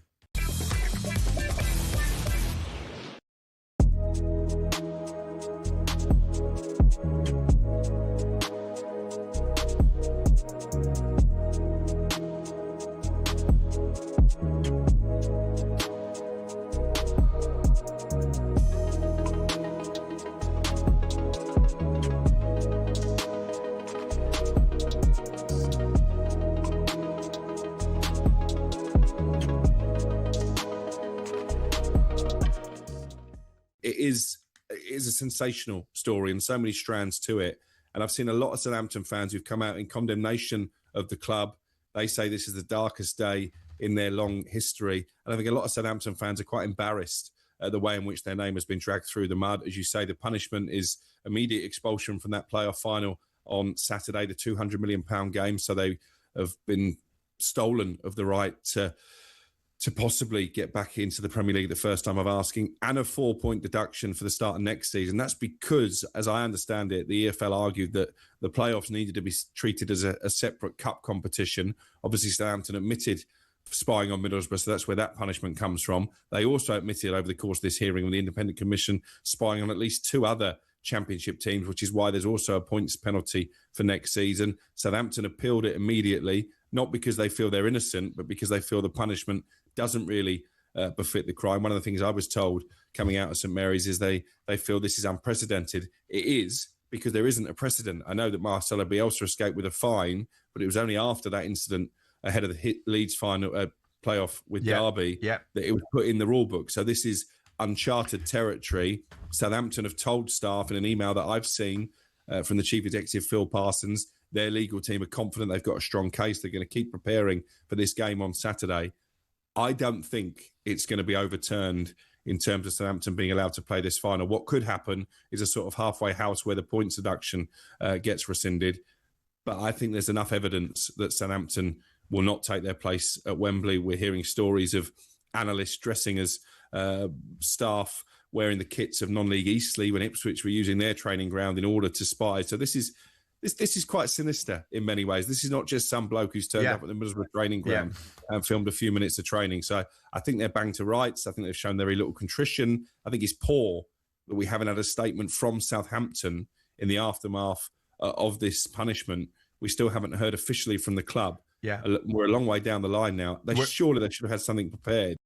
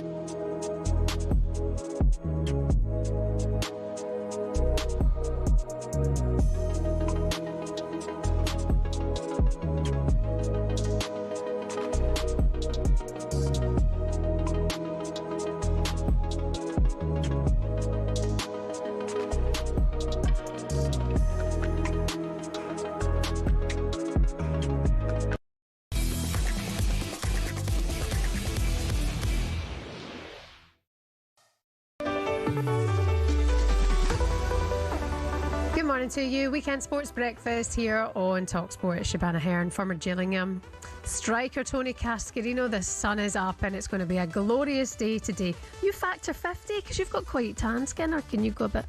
I put cream on my face anyway because I had cancer of the nose. Did you? Yeah, a few years back, and I had to have a piece cut out. You can see my scar if you look at my nose.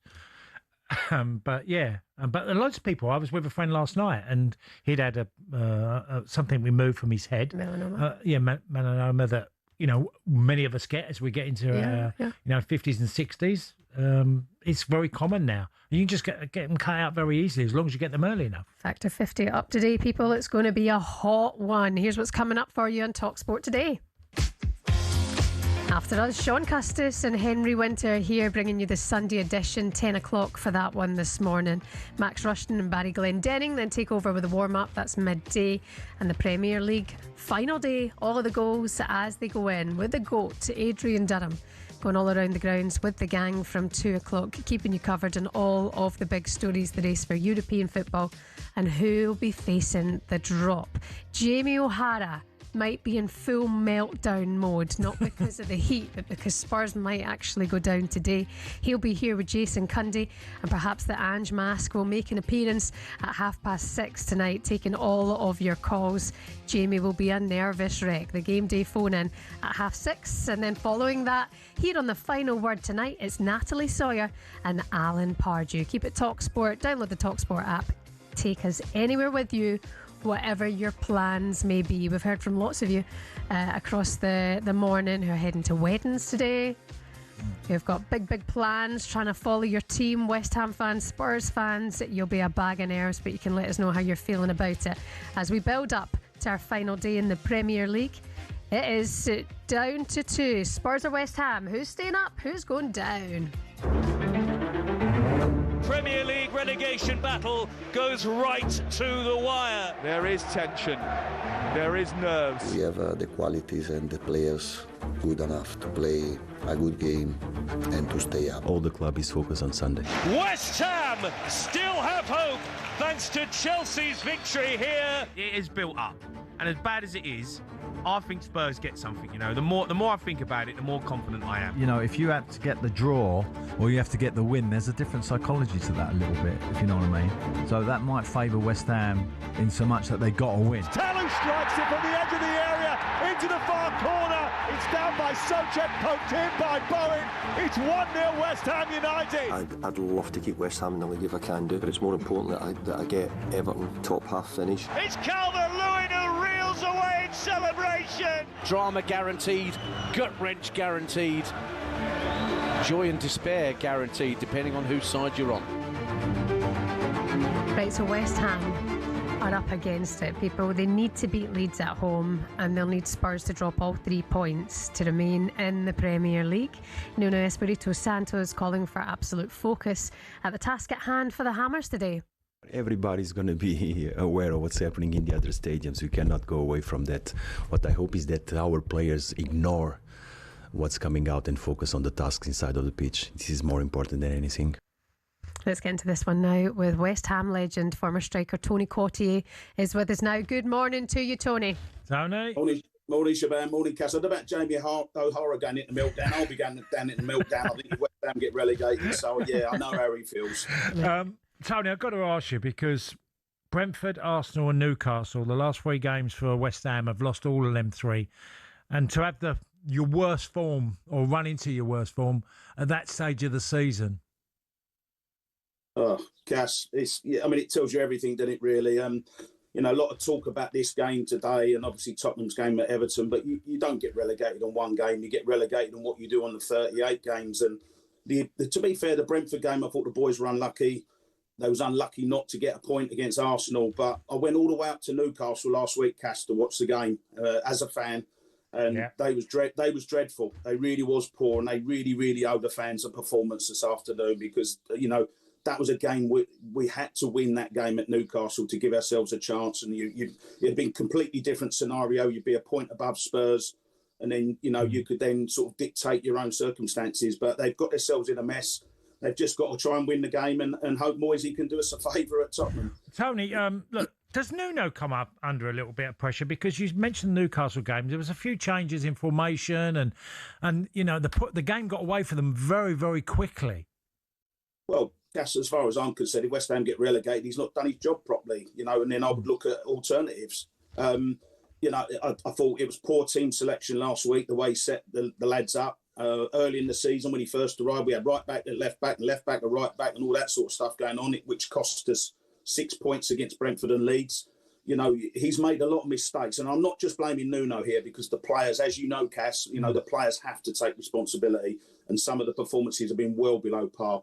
But it comes from the manager. And if the manager sets you up, he said it was a back three. Well, it was when West Ham play a back three, it's always a back five, because we drop off. You take the man out of midfield, and then we was light and we got totally overrun by Newcastle. And that, unfortunately, tactically was down to the manager last week. And when it went to 3-0, you actually saw the sort of inclusion of players and a better, more attacking forward line that actually really looked like they could get back into the game. Yeah, well, to be fair, Castellanos got a great goal, didn't he? You know, listen, I was one of those calling for Callum Wilson to play. He's our best finisher. There's no two ways about that. But if you're going to play Callum Wilson up front, it's like playing me up front on my own, Cass. It's a waste of time. You've got to give him support. And he was so isolated, he might as well come and sat in the stand with us. You know, you needed to play Castellanos, and they should have played the 4-4-1-1, which they've been playing for most of the last sort of 2 months, really. I mean, you have to focus on yourself today, but your eyes are on Spurs and what they're capable of doing, and maybe perhaps they could do you a favour. Who do you think's got the stronger mentality and grit around them for a game like this in the final game of the season? Is it your West Ham? Is it Spurs? I don't know the answer to that, Shebahn. I mean, but the one thing I can say is the Wi-Fi at the London Stadium is dreadful. So whether everyone's going to know what's going on, my phone just doesn't work in the London Stadium, so I won't be shouting out whether Tottenham have scored or Everton have scored, that's for sure. But it comes down to nerves. It comes down to being professional, doing your job. I had a very similar situation when I was at Everton back in '94, the famous Wimbledon game, and we kicked off that game with, you know, relying on everyone else, the 5 teams above, all to not get their results, and we had to win, which we did.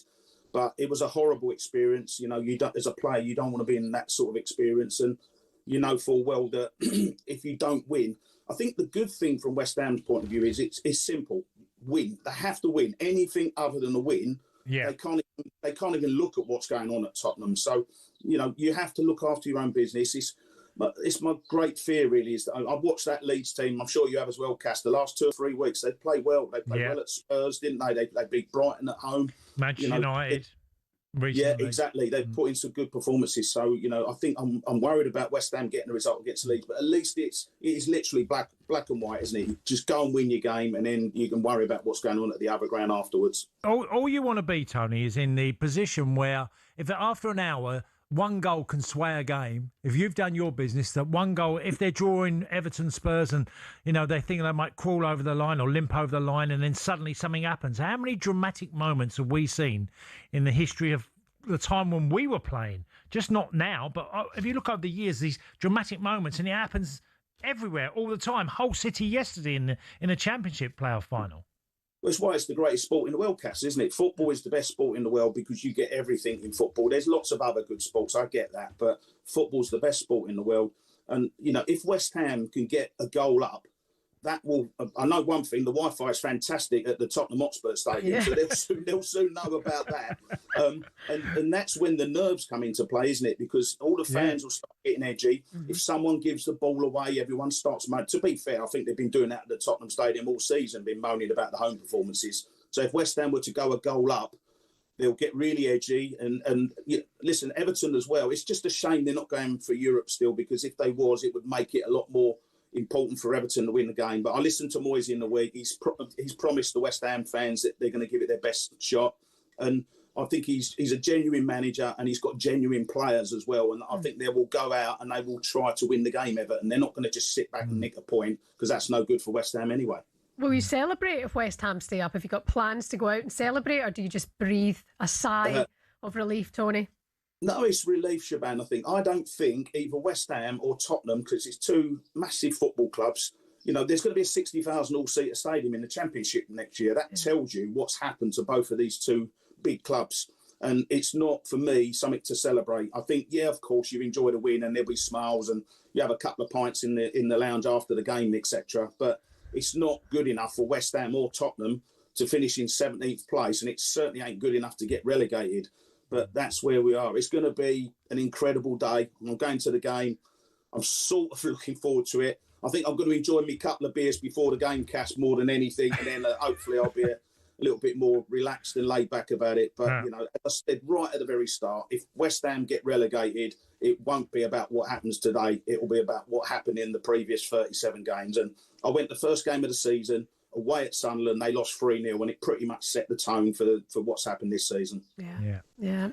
Listen, good luck to you. I don't want to ask you, but have you thought about the Championship yet? Like, if West Ham do end up there by the end of the day, like how hard it is to get out that league? Yeah, I mean, there are some positives, Shebahn, not financially, obviously, and I really feel for all the staff, because I think that's what sometimes the fans don't appreciate, all the staff behind the scenes. They cut the jobs and the work, and, you know, you've got people, good people at either club are going to lose their job, and that's the downside of it.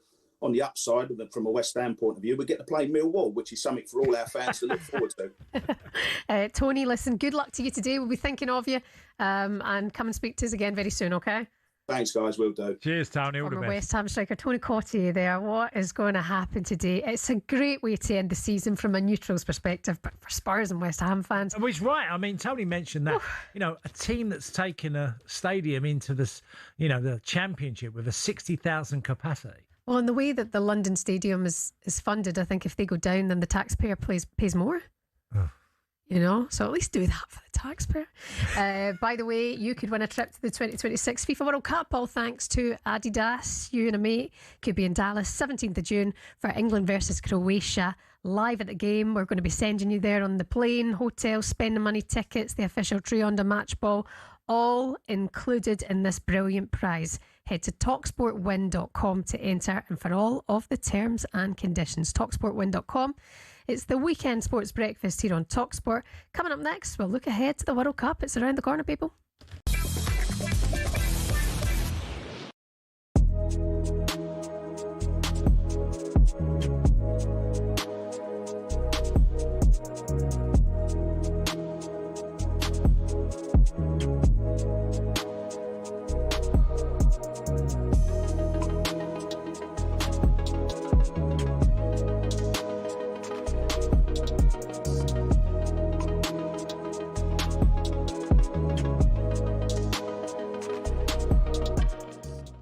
Just explain what the story is. Well, basically, Romero's injured. He can't play.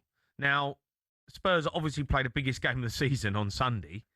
River Plate are playing against his former team on the last day of the season as well. Both teams can win the league, all right? His former club, that one that he grew up with. I don't know I can't remember the name.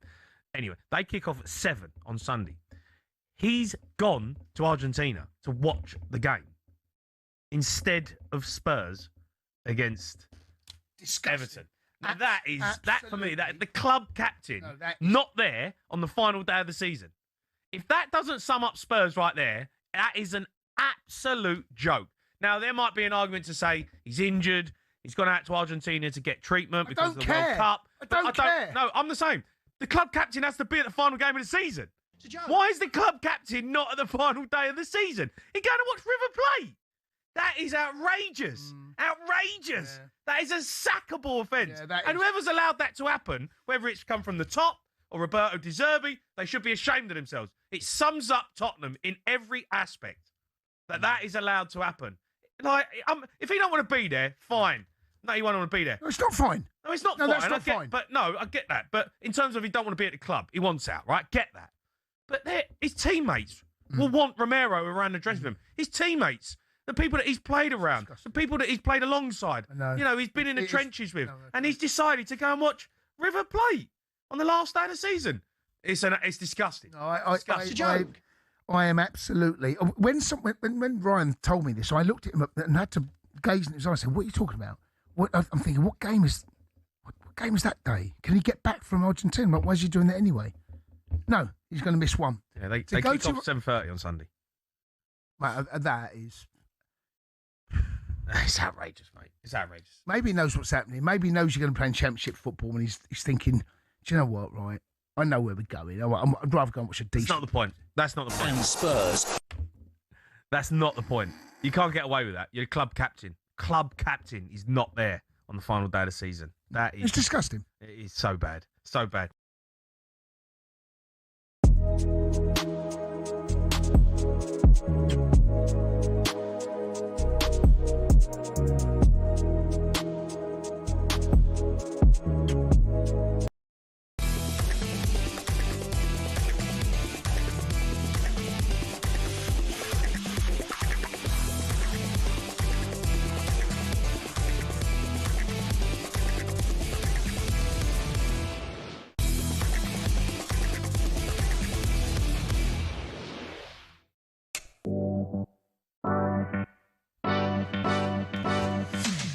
Good morning. Weekend sports breakfast here on talkSPORT is Shebahn Aherne and former Marseille striker Tony Cascarino. It is a massive day ahead in the Premier League. Arsenal will lift the Premier League trophy today, and you can hear that moment on talkSPORT. They're at Selhurst Park today against Crystal Palace. As for West Ham and Spurs, they're fighting it out who will remain in the Premier League, and the race for European football is on today for the last day, going around the grounds with Adrian Durham from 2 o'clock here on talkSPORT, and the kickoffs all happen at 4. Also at Wembley as well today for all the action in the League One playoff. That's live on talkSPORT.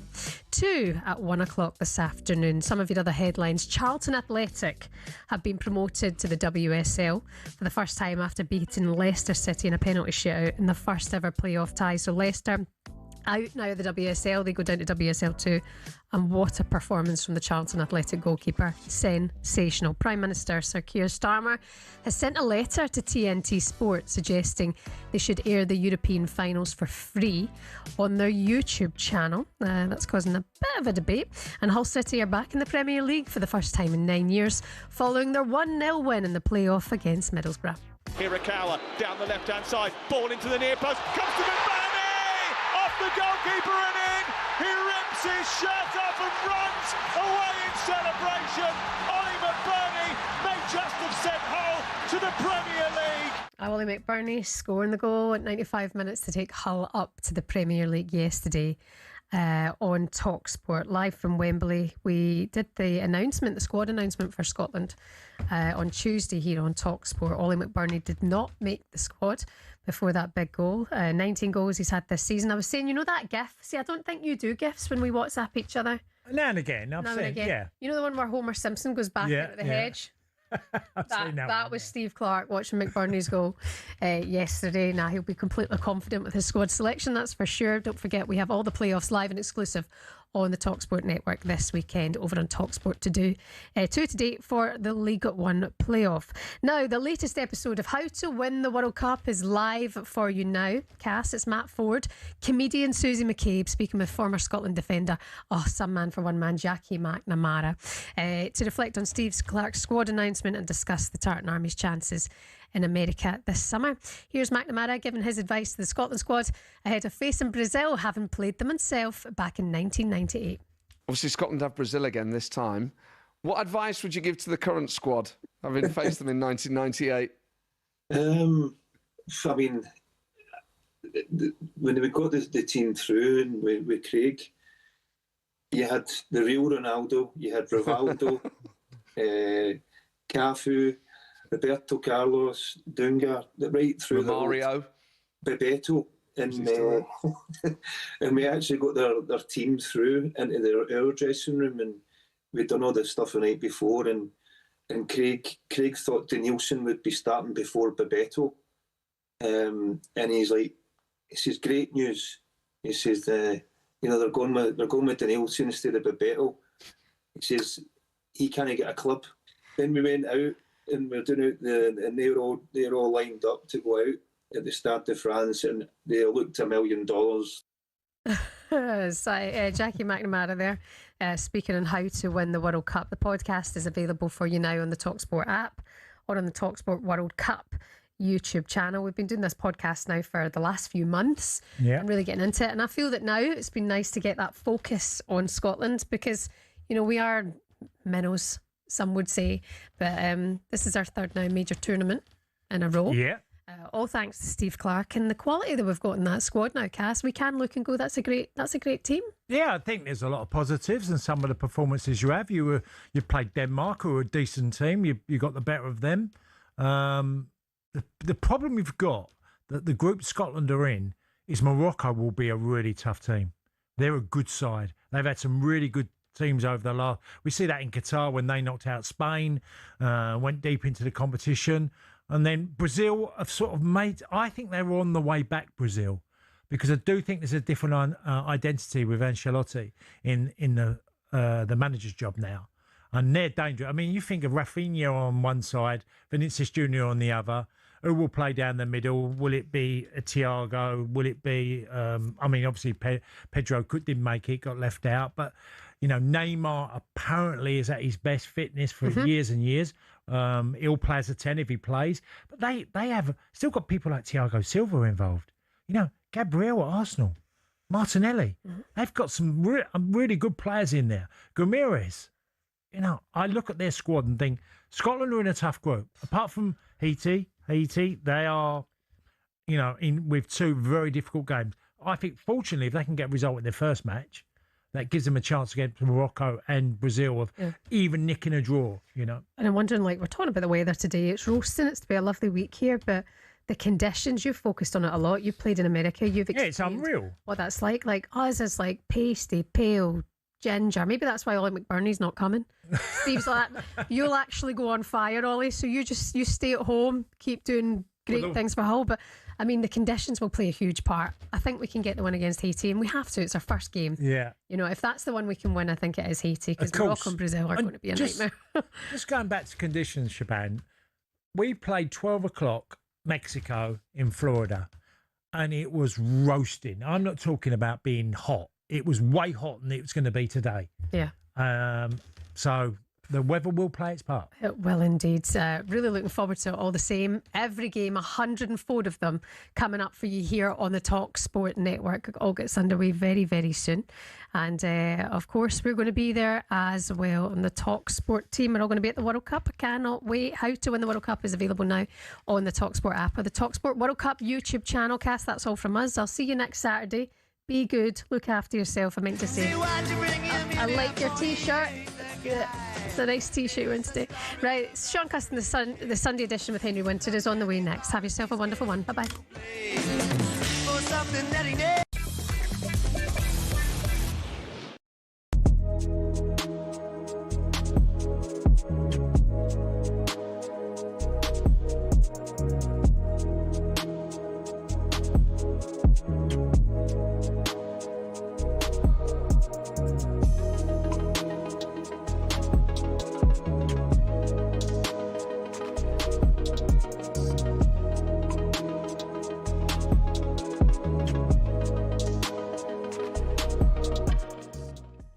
When you're sitting with your squad and you're looking to pick a squad of 26, you say, how many defenders do we need? I would normally go with 8. There's 9, isn't there? There's 9. And I wonder whether, mentioned earlier, question marks on Stone's fitness, James's fitness, and maybe Livramento's. Yep. 3 players has put an extra defender in his mind to cover that, which I think has been at the cost of Cole Palmer at the front end of the team, looking at this. Well, let's be ultimately clear. When you go through the squad, Livramento's played 164 minutes in the Premier League since the last international break. James has played 83 minutes of the Cup final, but not played against Spurs. He played 27 minutes off the bench against Liverpool at Anfield the week before. Stones, since the 2nd of December, has featured 4 times for Manchester City, totalling just 253 minutes of action. And Jed Spence, I mean, look, he played 70 minutes against Uruguay in the friendly on the Friday night of the last international break, but he's only started once under Roberto De Zerbi. So it's not as if everybody in that back line is playing regular football. I guess you can look at that 2 ways. You could say there's a risk because they've not played many minutes, or you could say actually they're coming in fresher than some of the players because they've not played so many minutes. Looking at your face, Stuart, you think they should have had a lot more minutes under their belt. I think people are a little bit deluded with this word fresh. Listen, I'm fresh. I ain't played for 20 years. Don't make me a better player, you know. I think it's very, very misleading. People say being fresh. I like to get in a routine, a rhythm, 90 minutes, going to major tournaments. I'm sure Gab's the same.